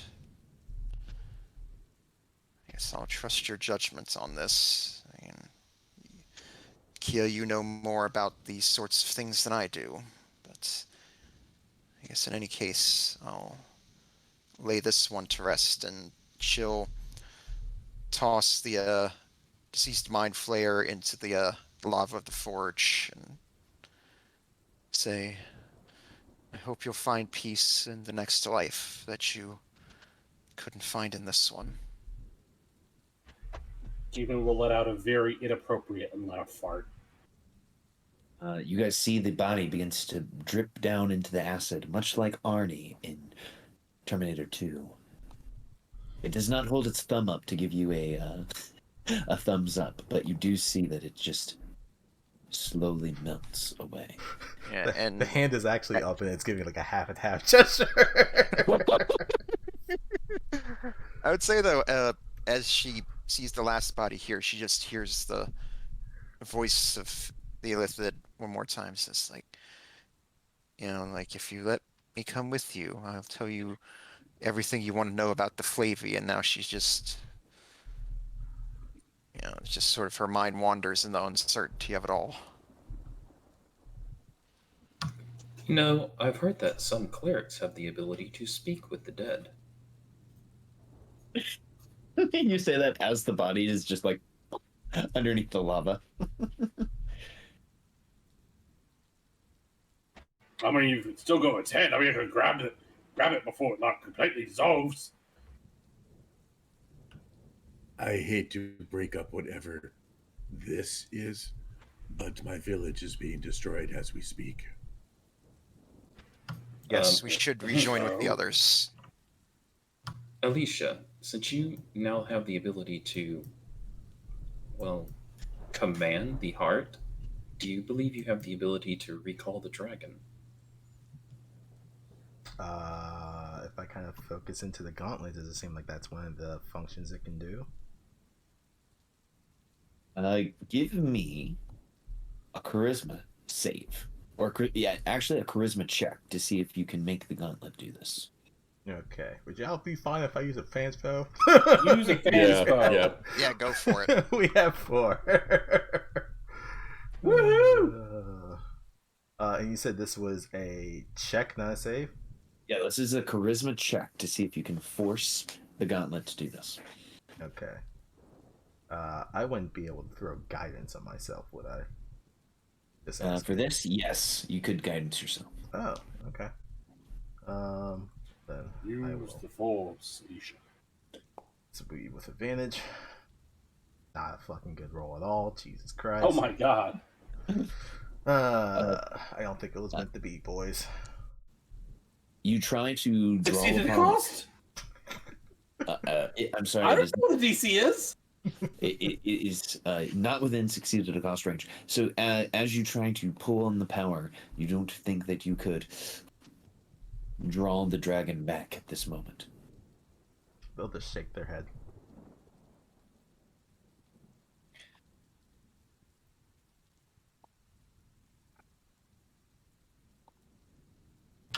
Very well. Then we should probably free the prisoners and go after the dragon. As they say, and Akia will be looting Dirth's body and getting that half plate of Shardlin off of the king. Is Avalis wounded? Technically, yeah. He is spiritually wounded. I'm gonna use my last 3rd level spell slot for Aura of Vitality. It's just gonna take some time for us to get to said places, and yeah.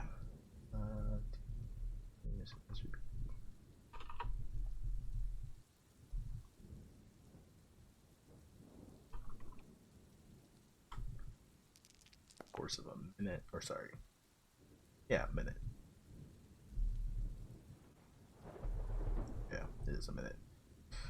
Wow, there's a lot of 1s and 2s in that. Fuck.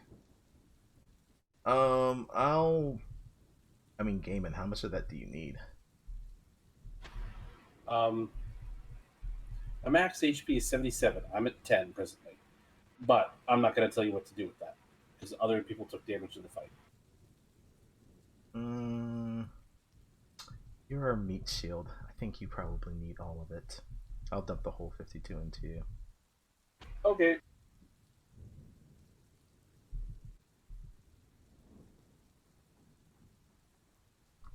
And then I'll use the refueling ring that Akia had so graciously gifted to Alicia and regain that spell slot.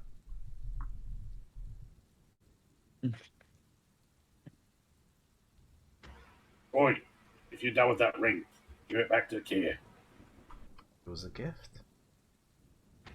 Yeah, but he said when you used it, if you give it back, it's got more use for it. Well, maybe he could use it to like upgrade the bandolier or something.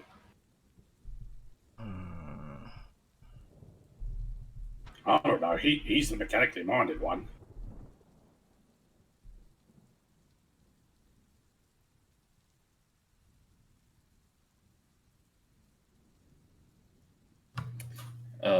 While they're doing that, do I find anything on Dearth?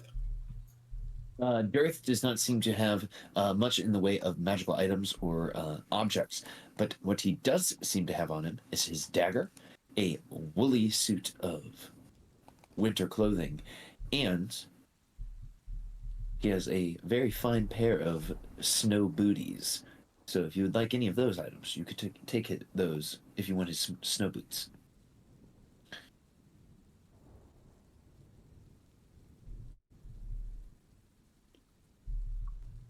This whole time, the Grand Alpha is just staring at you all, unblinking.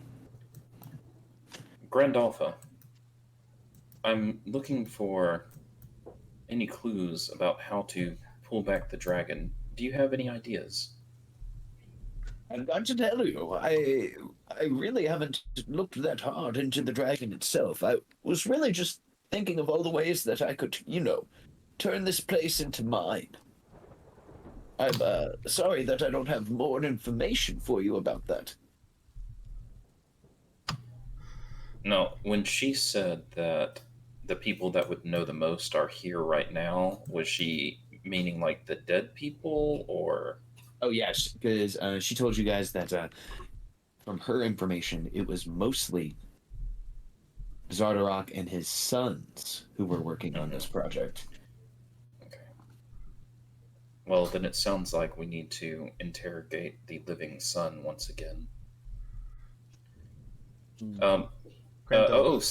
OOC, we did hear something about, or maybe we made a roll for it. It's been a while, but for some reason, I'm thinking we had to destroy the heart to turn off the dragon's ability to recharge.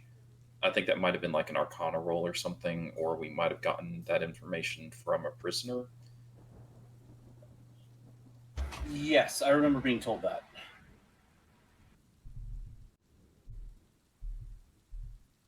By whom, I have no idea, but yes, that is something that we've been told. You're standing in front of the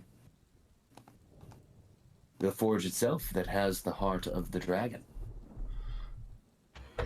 So do I just like go and wheel on the heart, or should I go get fuck knuckle from up above? Go find the other elevator. I don't think destroying it would be necessary. Okay, then I guess I'll go get fuck knuckle. Also, Grindolfa, do you recall what they were doing upstairs in the laboratory? Did that have anything to do with the dragon? Oh, no, I think they were making more of those monstrosities of combining Duergar flesh with mechanical bodies. Oh yeah, I killed one of those guys. Along with other sorts of strange experimentations on Duergar flesh and, of course, the odd potion brewing. Lady, I like the way you say flesh. It's got a weird ring to it. It's cool. Hey, where's the fucking elevator? Well, it's somewhere over here. If you really love how I say flesh, Gaiman, if that is really your name, I wonder. Have you ever been with a Grand Alpha before? In the sack. She looks at you and wiggles her eyebrows. No, I can't say I have. Gaiman's going to start looking for the elevator. Oh, I'll be right there to repair it, Gaiman. It was the one you threw the body in. Oh, I'll just have to settle for some nerd. Oh, definitely not my type. I don't know, ma'am. Nerds aren't all bad. I guess that's true. She looks at over at one of her allies. How long have you all been here? Didn't you say something about needing to save some place? Yes, well, since Zarok has been defeated, we do need to go back to 10 towns.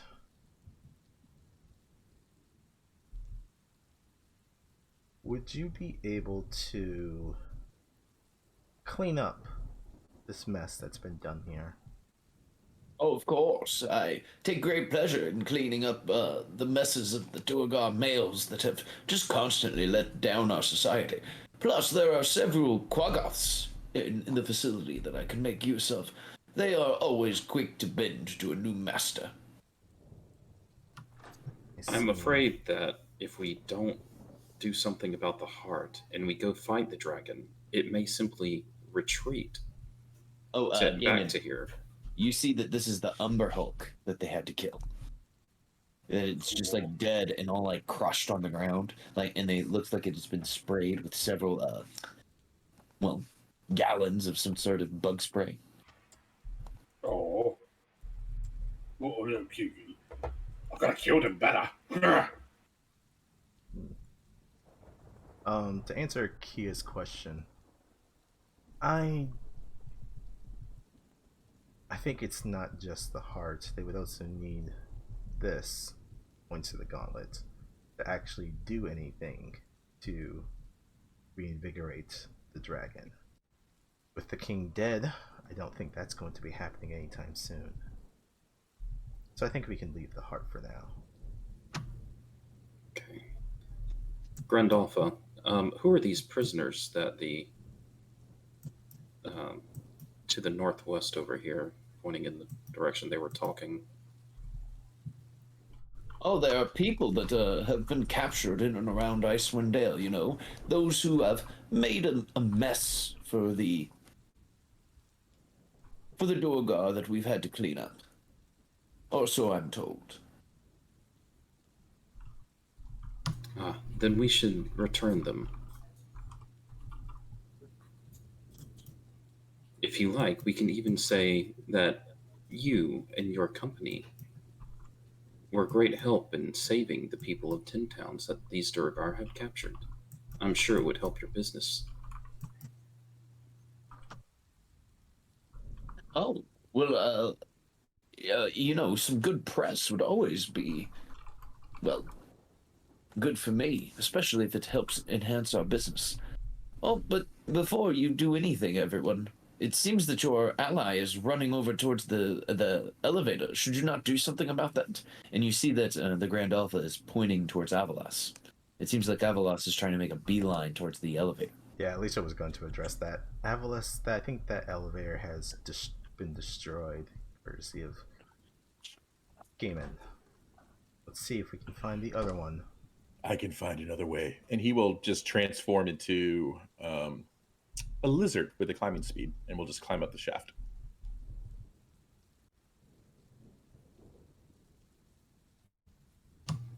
Gaiman, let's free the prisoners. They're villagers Why? from 10 towns. Okay. We need to go up. We need to get a fuck knuckle.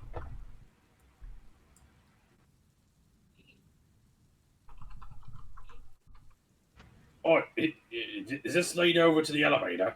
The other one? Yes, this leads into the elevator that would take you into the, well, up one stage, and I believe this is the one that has not been destroyed. Did your ally just turn into a lizard? Is that what just happened? Yeah. Are you not concerned about that? No, it's pretty normal. Oh yeah, Who's he crazy? changes into animals all the time. Oh, but she looks, shrugs, because she's a neutral evil dwarf, and she's like, oh, all right. Well, yes, I say if you want to free the prisoners, I say go ahead.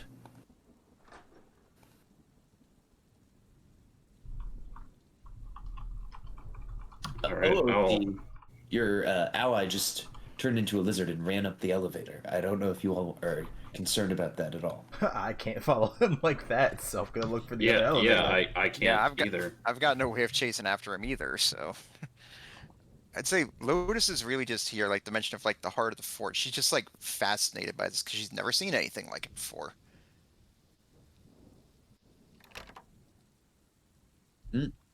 where is the other elevate?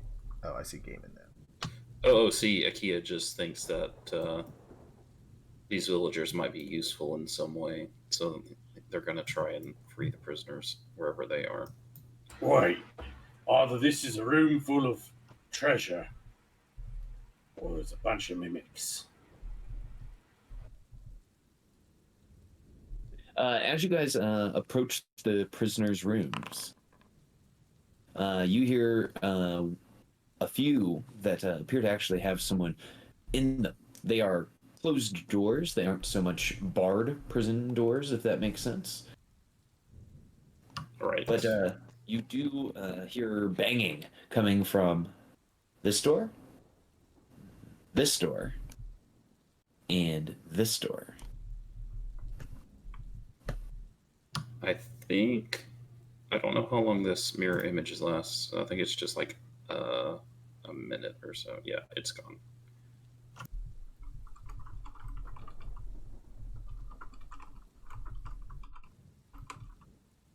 It lasts 1 minute. Yep. All right. Akia's like, well, if they're banging on the door, then that means they are at least conscious. I'll start with this door over here. I'll just start going clockwise around the room, opening doors. If there's like a key or something, I assume they're locked. You do find a key on this wall here to what seems like the cells that are locked. Orpheus, it appears I may have stumbled across a torture chamber or zombies or something. Oh, I'm sorry. I was looking at one side of the map. I didn't realize you were over here. So as you open this door, you actually see the remnants of 2 Duergar who appear to be torturing a third Duergar who seems to be on this chamber bed. And you see that surrounding the third Duergar on the chamber bed is several of the Grand Dolpha's guards. She appears to have her hands up with them pointing her weapons at her. And she says, does Gaiman speak Dwarvish? He does not. He speaks giant in common. They are speaking in Dwarvish. It appears that she is exasperated, and they are keeping their weapons on her to prevent her from doing something. What it is that they are trying to prevent her from doing, it is unclear to Gaiman because he does not speak the language.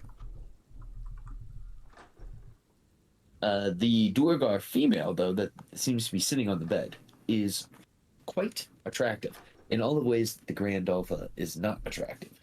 She appears to be young. She appears to be muscular and supple, I should say, and has a smiley disposition about her.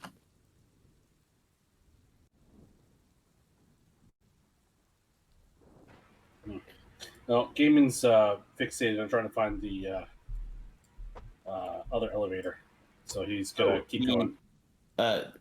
Whenever you guys want to go up the other elevator, it's you guys let me know if you can see it. The Grand Alpha would tell you it's behind the throne room. Okay, so it was towards the west. That's where I was trying to look for. Mm-hmm. So it's over there. So she would tell you exactly where it's at.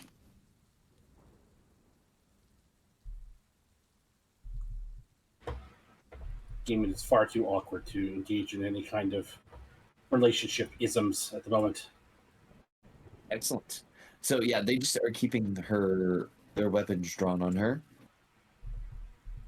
Yeah, I would say while Akia's opening the doors here, I'd go up to Alicia and say, like, all right, I know we don't hear, but I don't know, I just sort of worry. I want to tell Watto about, everything, but I don't know, like,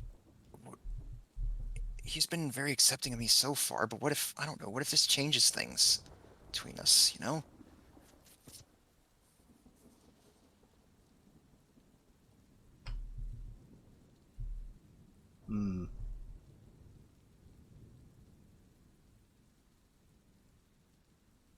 if he's not able to accept you for who you are, then he was not worthy of you in the first place.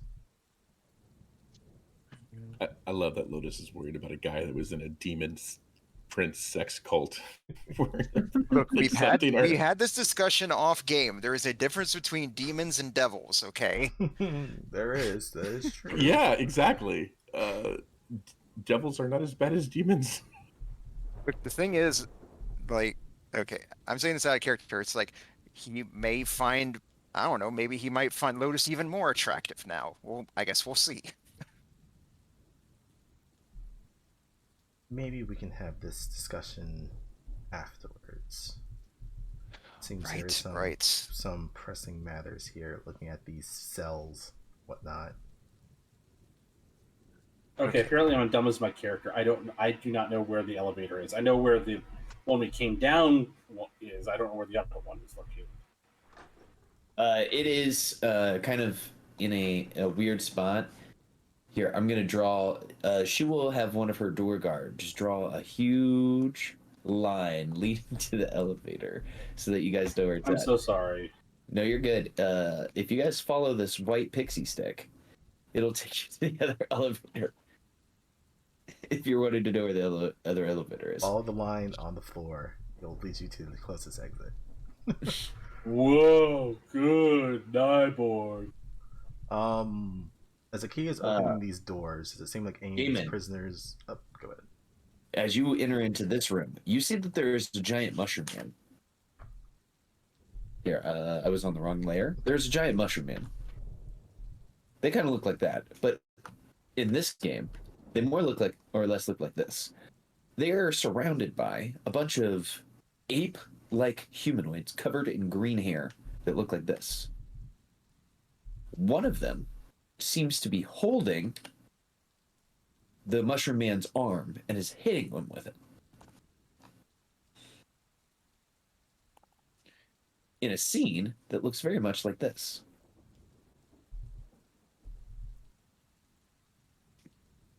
There are some Duergar in the room who are just simply looking on and watching as this is happening. As the Myconid is being beaten by these Quaggoths. Oi, you! Shitface! Give him back his arm. The Quaggoth will look to you and then look to the Duergar there in the room. They sigh and they nod their head in the affirmative. And the Quaggoth will go over and screw on the Myconoid's arm as if it were a Mr. Potato Head. And then it takes a couple steps back. The other Quaggoths also step back. I don't know if Gary's gonna be able to communicate, but he's gonna like ask the mushroom man if he's all good.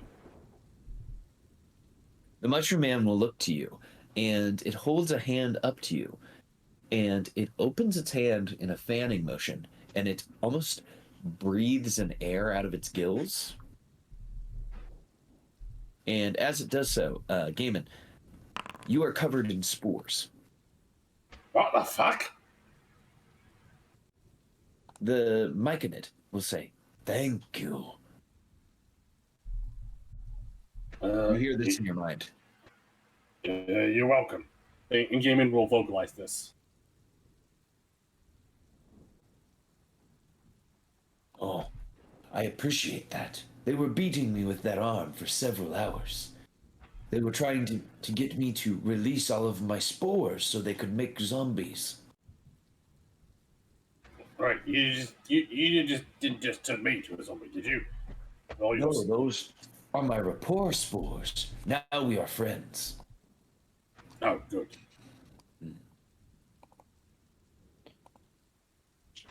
Because if you're gonna turn me into a zombie, I was gonna, cut off that arm and, stick it up your ass. I actually do not have an ass. I am a Myconid. He turns around and shows you that he does not actually have an ass. Huh. All right. Myconites. Weird. I see how we could be strange from your perspective, but we are creatures of the Underdark.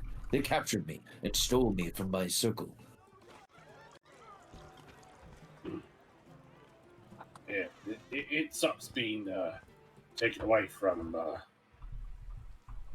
your circle. Anyway, I gotta go bring a guy down from upstairs, so I'll be back. Okay.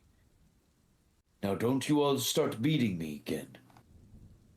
And as Gaiman continues to follow the white line of the elevator, you all were going to release some prisoners? Yeah, as these doors are being opened, Mhm. and the key is kind of letting them out, what do they look like, and do any of them seem useful? The first prisoner steps out. He looks at you and he says, "Thank you for freeing me. My name is Kapanok. I am of the Worm Doom Craig. For freeing me, my kin would surely give you a hero's feast." I don't eat, but thank you anyway.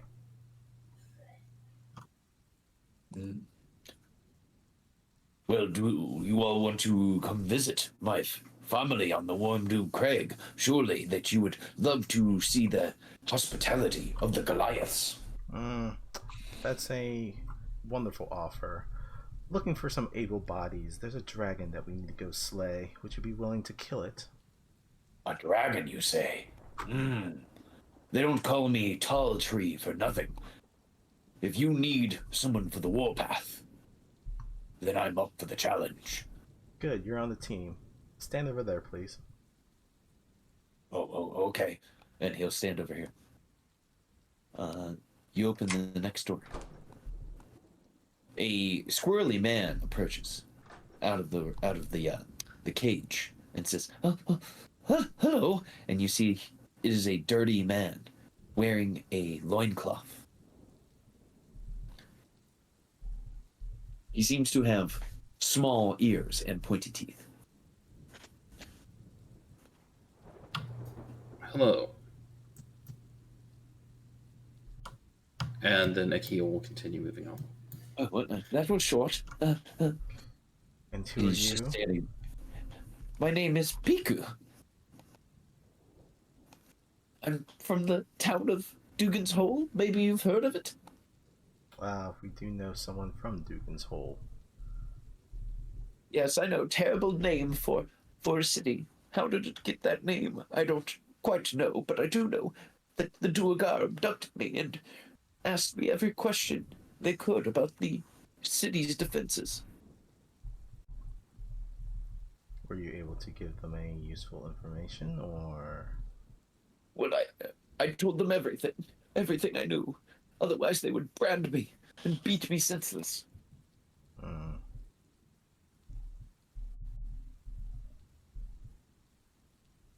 Well, you can possibly make right what has happened. Stand over there, please. And we'll just continue on Akio. Damn, you see that there's one final locked door. Yeah.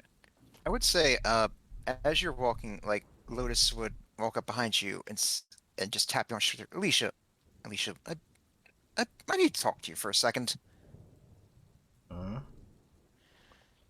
Look, I don't know. I know I've been going through a lot lately, but I don't know. There's something just seems different about you than before. You seem a bit more curt, I guess, a bit more direct than usual. Something wrong. Are you all right? Alicia has gained great efficiency recently. Yes, I think it happened after you gave her that ring, if I recall correctly. Alicia will step to Lotus and will put a hand on her cheek, not with a gauntlet, but with their human hand. Lotus, I appreciate your concern. Been loyal. I assure you everything is fine, but we do have a task to focus on, and we will need able-bodied individuals to help us with it. It's all right. Look, you're not wrong, but you can't just go thinking of people as like their abilities or numbers on a sheet. Look, yes, some are more useful at certain things than others, but everyone is important in their own way. We are saving them all. even the unuseful ones. It is fine. Well, I didn't go as far as that, but Akia does have a point. Everyone here is going to be saved, and we will be able to bring them back to the settlements. However, we're going to need, well, whatever forces we can gather if we're going to be slaying a dragon. Also, Lotus, efficiency is to be commended. You should not worry about it. I do worry, Akia. I've known people back on my world who valued efficiency above all else and did not end well for those that they felt were inefficient.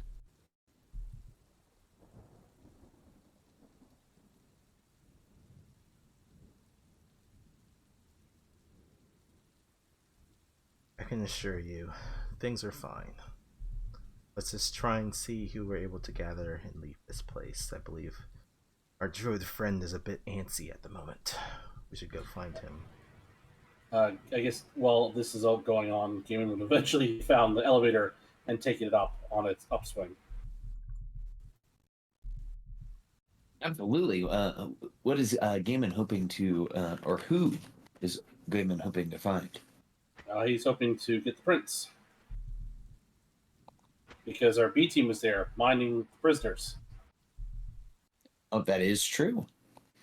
I would say from a serendipity standpoint, the B team is there, the prisoners are there, and you see that, if you allow me to say so, Gibby, it appears that if Avilis is there making final preparations to fly off into the night. Oh, sure. Yeah, you see him with the ocarina, right about to, lay down some sweet, sweet music. Gaiman's going to go up and he's just going to grab both Durgar because he can't tell them apart at this point because they're the same color now. It's like, all right, fuck knuckles, you're coming with me. Oi, Avalis, what are you doing? I'm going to save 10 towns. And he blows the ocarina. Wait, hold on a second. What the fuck? That's what we're doing. We're working together as a team. We'll figure out how to shut down the dragon from here. It seems to me like all you're doing is looting, joking, wasting time. I don't have that kind of time to waste. Clearly, you've got a life to waste. Okay, suit yourself. He shrugs and blows the ocarina. All right, within a few moments, a giant owl shows up to ferry you off. And Gaiman is dragging the Durgars back into the stronghold. Excellent. So we see Avalos fly off into the night onto the back of an owl heading towards the direction of 10 towns. Now, from a time perspective, you guys have been here in the fortress roughly 3 hours. Even flying on the back of the owl, it will still take Avalis quite a while to reach the city of Dugan's Hole. We will come back to that in just a moment. Akia, you open the final prisoner's door. Within, you see someone that you haven't seen in a long time. You see Akia 11. Wait. Number 11. Number 13. What are you doing here? I'm here to stop the destruction of 10 towns that the Durgar are trying to unleash. What are you doing here? I was captured by the Duergar. My scanners picked up a high amount of energy coming from this place. I had heard the stories that this was a coal mine, and I had come to investigate, hoping to find some new artifice that I might understand. Unfortunately enough, all I found was pain and a trap. I'm so sorry. I wish I would have known that you were here sooner. How could you have known? I was here inside of this cell made of stone and steel. It isn't as if you could see through those things as easily as I see through air. We have defeated the people who have taken you prisoner. There's been a coup of sorts. A new faction is in charge, and you are free. I appreciate this, sibling. You all see that Akia 11's eyes glow red and move from left to right as they look over Akia 13. I see you have made changes to your design, and you carry the metal of these Duergar. I attempt to make myself more efficient, more useful. Was that the wish of our creator? Maximum efficiency. And only that. Akia 13 just sort of looks down. I'm not sure what our creator wishes for me anymore.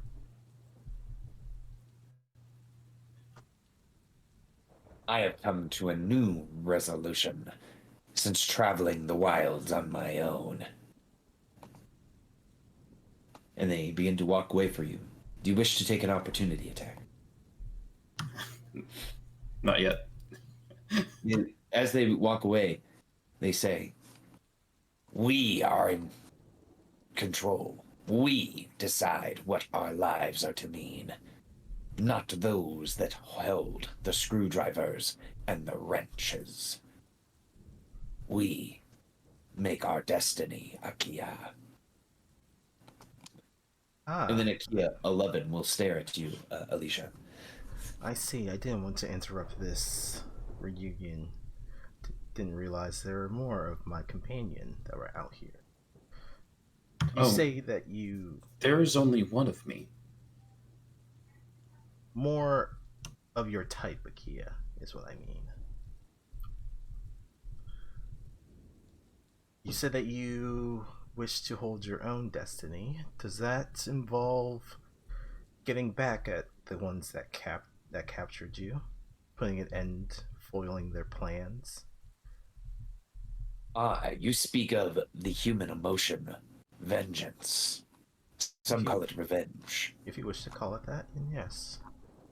I am aware of its connotations, that some say revenge is an endless cycle. I wish to experience all of these things. Well, hopefully that cycle has been broken with their king dead. But to foil the rest of their plans, how do you feel about destroying a dragon made of metal? I will assist you. I have come to know that this artifice that they have created is something truly spectacular. I wish to see it up close and personal. I see. Kia has been quite knowledgeable in various artifice that we've been encountering. I think, as they say, two minds are greater than one, to be apt in this situation. Of course. He stares, or Akia 11 stares back to you, Akia 13. What do you say? Would you have me travel with you? Or does the memory of the fire still burn brightly in your mind? Akia looks hopeful, almost happy for a moment until 11 mentions the fire, and they sort of hesitate and step back. I am very sorry about that. If you would travel with us, I would love to hear what you have learned. And Akia number 13 just gets real awkward and starts stumbling over their words for a while after 11 mentions the fire. I would be interested to hear more about this flame, but time grows short. Follow me. Well, And I shall. And Akia 11 will follow closely behind. It turns its head 360 degrees while it's walking forward, so it can look at you, Akia 13, and it says, "Hurry, you don't want to get left behind, or leave anyone else behind. You wouldn't do that, would you, Akia? Leave those behind." And it turns its head back to face forward and continues to walk. With my passive perception, do I pick up on that? Yeah, you have a pretty high passive perception, so you would have heard those words. Okay. Then Alicia will look at these two that are at this doorway. What was the name of this guy, and what were they? You said they had pointed ears. Were they an elf or? This is Piku. He has small, pointy ears and kind of, how would you say it? Pointed teeth, and he is definitely a human from his appearance, but he is only wearing a dirty loincloth. Okay.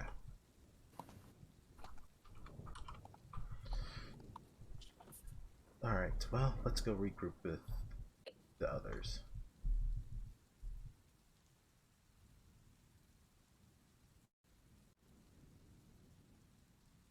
Piku looks hopefully at you all and says, "Hey, you guys all from 10 Towns too?" Yes, in fact, we're Thanes from the various towns. In fact, the one from your Dugan's Hole, Avril, he's already made his way back up to the surface. Oh, that's great. Well, hopefully we can get back there soon and make sure that nothing bad has happened to anyone. Do not see him here.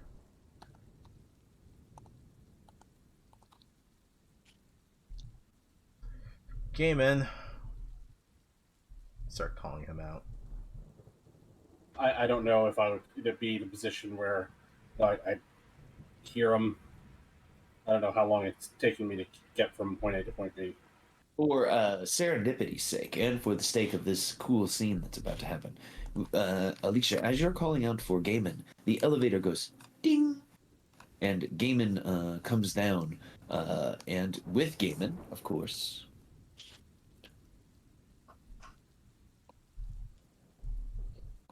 is the other Sunblight brother, Nildar.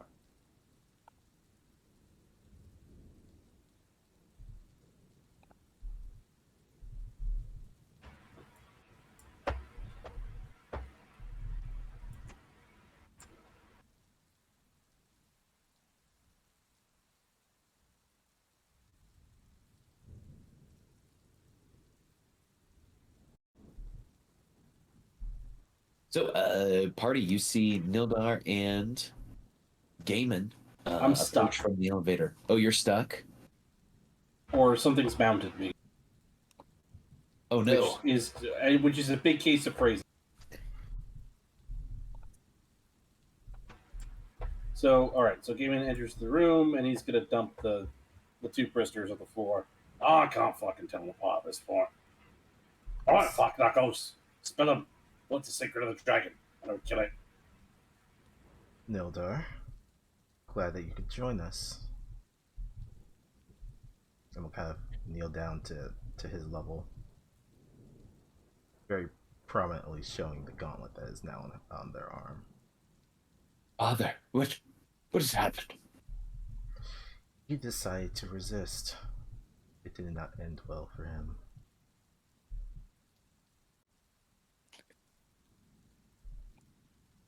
You see that small tears are beginning to well up in his eyes. He says, "How could my father have been defeated?" Because he decided to turn our homes into a battleground.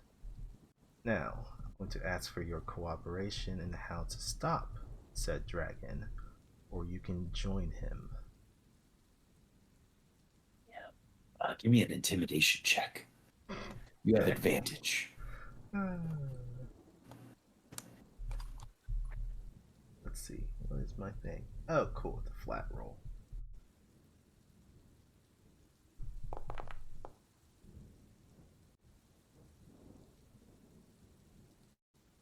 It's above a 10.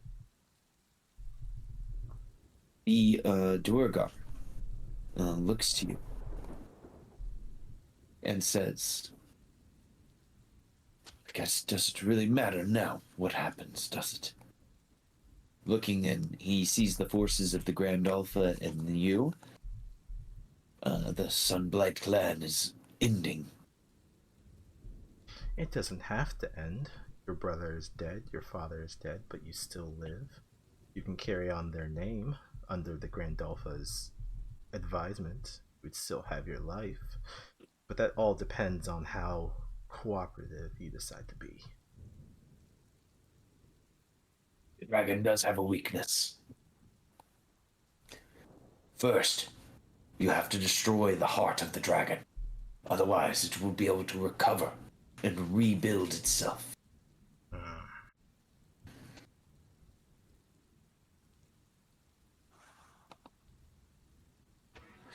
I hate being wrong. All right, what else? Secondly,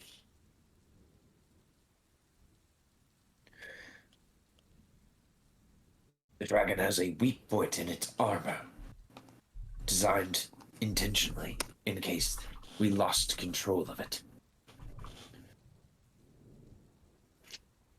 If you use a weapon made of charlatan, you can pierce said weakness. It's right below the dragon's tail.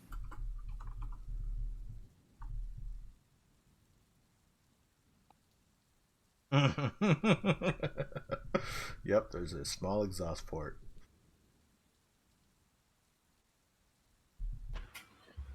I mean, I used to, bullseye opponents playing Goat Bowl. They weren't much bigger than 2 meters.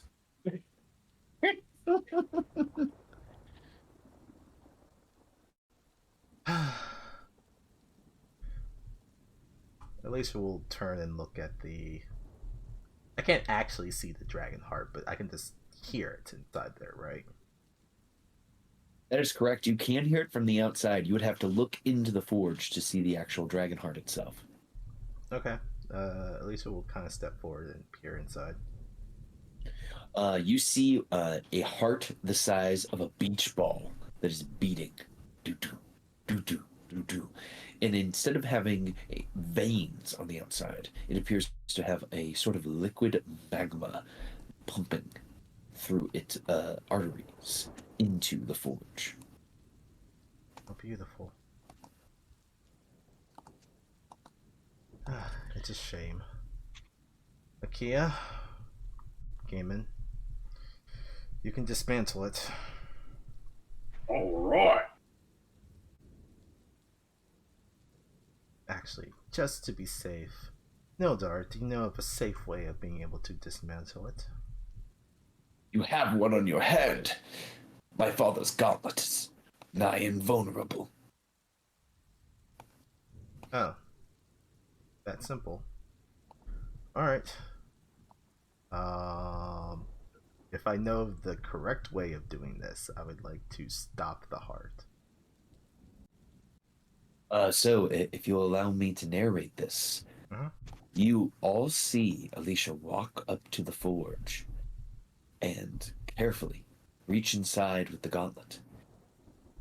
The gauntlet seems to protect her from any heat as she pulls out a beach ball-sized heart that is still beating in her hands.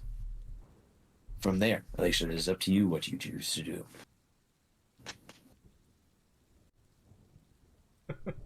Man, if this is an anime, I'd be like, I absorb the power within me Oh no! and grow to my ultimate form. Nova, Not if Alicia. I absorb that power first. Yeah, Alicia will just be saddened, kind of looking at the heart, and then we'll just take it, walk over to the furnace of the lava, and we'll use the nails of the gauntlet to puncture the heart and drain it into the lava. You guys hear a popping noise as slowly air and liquid begins to exit from the beach ball sized heart until it is nothing but an inflated sack as it's emptied of blood. See, I told Avalis, we stuck around, we could do this. And then you don't go after the dragon. No, here goes some of a fucking owl go flying off. He's probably gonna get himself killed. He already took off. Yep. Well, I think you are right, Gaiman, that he did act a bit rashly. I mean, but it's to be understood, you know. It's his home. It's pretty much the only home he's ever known. You know, wouldn't you do the same if it was your village that was under attack? I already did what I was gonna do if my village got attacked. Killed the attacker. Took me a while. I did it. But I didn't do it stupidly. That's stupid. Well, we're going to have to go after him. Why? Dolpha. I mean, we're not in a position to do anything. We need Yes, to rest yeah. and regain our sources and go after the dragon. That way, Well- it'll be an epic and better fight. Well, it'll take us at least a day or so to get to the villages, so we'll be able to rest on the way.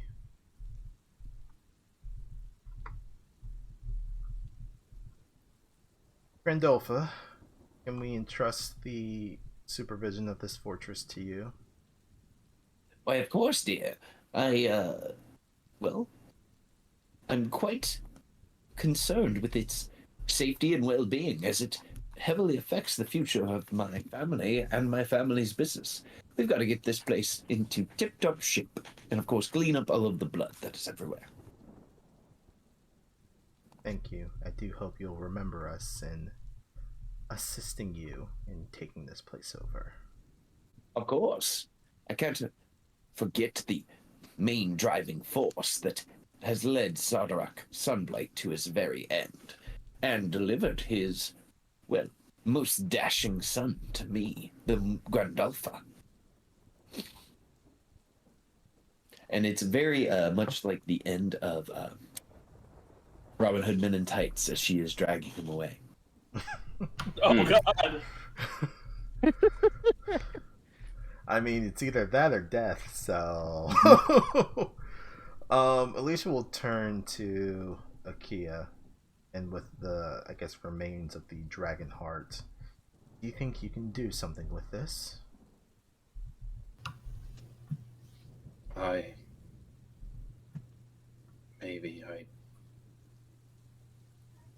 Possibly. Am I sensing hesitation, Akia? No, it's I can do something. Of course it can do something with it. It's Gear 13. I know you'll find a way. I will just put a hand on your shoulder. Well, we should go after our druid friend. His emotions are maybe getting the better of him. No friend I ever met. Oi! You! Where you come from? And Gaiman's pointing at the Goliath. Ah, yes, introductions. This is Kapanuk, one of the Goliath tribes to the north.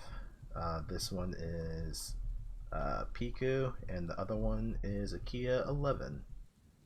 They will be joining us in our strike force against this dragon. Yes, my name is Kapanuk. I am of the Worm Doom Crag. I am of the tribe that lives upon the Worm Doom Crag.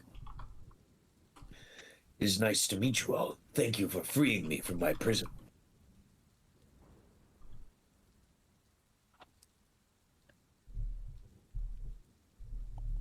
And you are? He holds his hand aloft to Gaiman. I'm Damon the Glaive. I wouldn't be nobody's prisoner. And Gaiman's kind of got a bit of a look of distaste on his face. Ah, I see. I was ambushed, separated from my hunting party during a blizzard. They captured me and knocked me unconscious. When I woke up, I was here.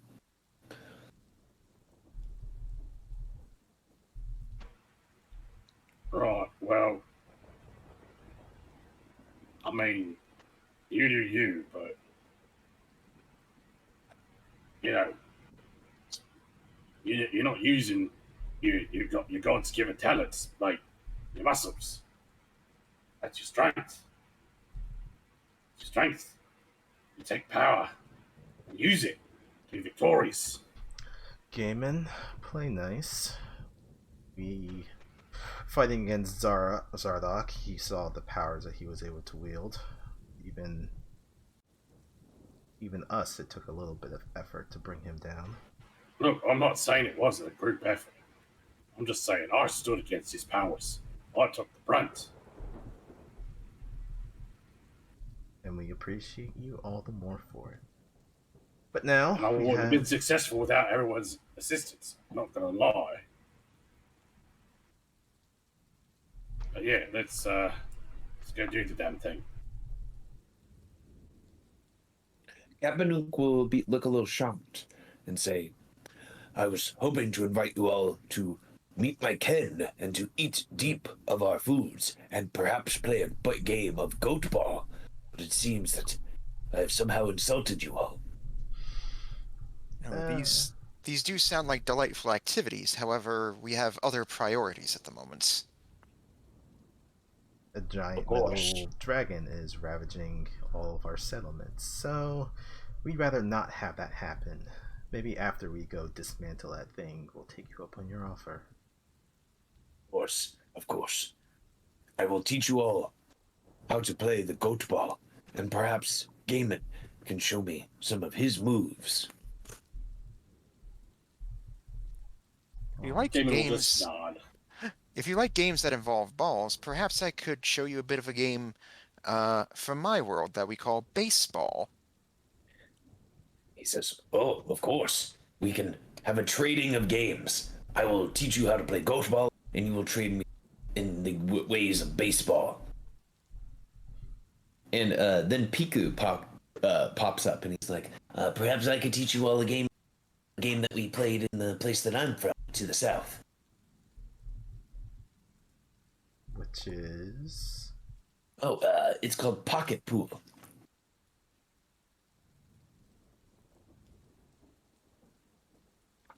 Does this mean Wait, are you talking about wanking it? He says, oh, I'm sorry, I was trying to make a joke. I apologize. No, seriously, are you talking about making, the what dragon use its breath weapon? Yes, You flogging the dolphin. You use the stick to hit the balls around. It's a pocket pool.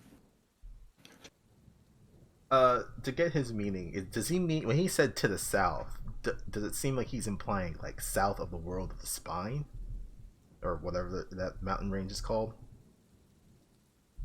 Yes, I'm from down south. The lands of near Baldur's Gate. Ah, I thought that's what you meant when you said pocket pool. I'm familiar with the game as well. Yes, Lotus will look a little bit curiously at him and say, like, that is interesting. I remember a similar game from where I'm from as well. Wankers. I'm surrounded by wankers.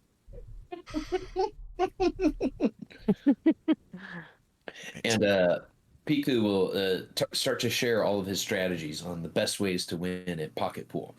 Kapanok is like, oh, I never thought of it that way before, as he continues following the white line. Oh wait, this is the right way. Okay, it's like, Yep. hopefully you can step into something. Akia 11 is just staring judgily at you, Akia 13, as if these are the people you choose to keep companionship with. You left your family for these people. Wait, do we hear this? Oh, this is the look that he's giving Akia 13. Okay. This Game is is not a- good at interpreting looks. This is a sibling look that he's giving him, which you guys know, those are the worst looks. When you can tell everything that someone is saying with no words necessary. So as you all ascend the elevator and make it to the top and continue out into the cold weather, you all gain a level for defeating Zardarok and destroying the heart of the dragon. Oh damn! Dang, I haven't had a Nice. long rest after the last level. So you could do the level up immediately, or you could wait till you get somehow a rest on the dog sled. I'm sure with Akia's there, you can figure out some sort of hammock situation so that people can sleep and get themselves ready. But Well, yes, even with the dog's speed, I think it still took us like a day and a half to get here, right? So we'd have to camp Yeah. at some point. absolutely. Assuming that, if the dragon goes straight to the town, we probably won't be able to catch it. Yeah. I mean, I'm still thinking even if we run the dogs ragged, like that's still probably a day of travel. Yeah, and we did get the full map of its planned flight path. So even if we don't get to exactly where it's going to be, we at least know where it's going to be going. Correct.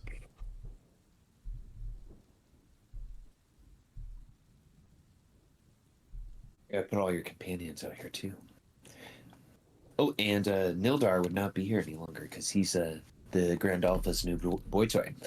So you guys, as stated, you can level up to 7. You guys have now have a new challenge ahead of you. Finding the dragon wherever it is near 10 towns and stopping it from its goal, the total and complete destruction of the towns and the peoples who live there. I'd probably say one thing real quick. Like as soon as we reunite with everyone, Lotus would just immediately run over to Watto and just hug him tight and just say like, "Oh, Watto, it's so good to see you. Look, I've got some things I need to tell you, but here we could do it while we're traveling." Oh, of course. I'm glad that everyone's okay. Avalos came in, left in such a hurry. I really didn't have a chance to ask him what was wrong. He seemed preoccupied. We have a dragon to slay. We're gonna go follow after him. Of course. Let me get the dogs ready. Zenith, prepare! And we can have a scene of everyone jumping onto the dog sleds to start heading back to Tin Towns to stop its destruction, or the dragon itself from destroying the towns. Excellent, everyone. That was a fantastic session, in my opinion. I had lots of fun running it. There was really cool interactions between you guys, very cool interactions between you guys and the NPCs, old and new, and some discoveries of NPCs from certain people's backstories.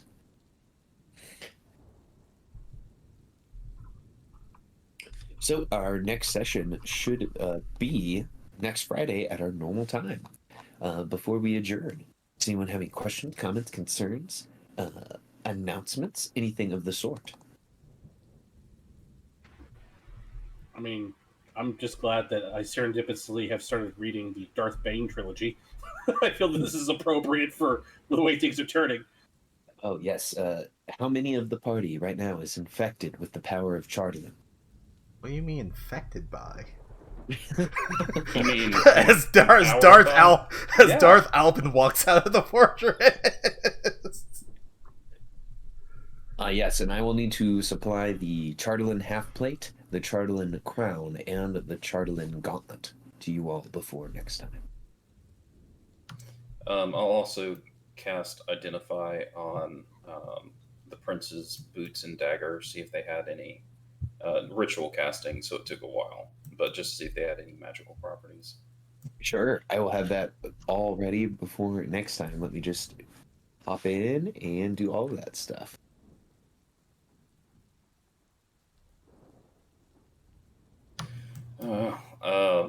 Yeah, I've got a lot to do with infusions. Don't mind me, I'm just looking up Sith art. I just want to know how many people does Alicia plan to just like start crushing with her new Chardelin claw? Once they is figure out Alicia- once they Oh, figure out the goodness. abilities, I'll let you know. Yeah, are they the new BBEG? That's just how it goes. You find what made Ganondorf into Ganondorf, and you just turn yourself into Ganon. You know, if we all become evil, no one's evil, right? You are correct. I mean, the best way to run an evil character alongside the party, From a is, certain you point know, of view.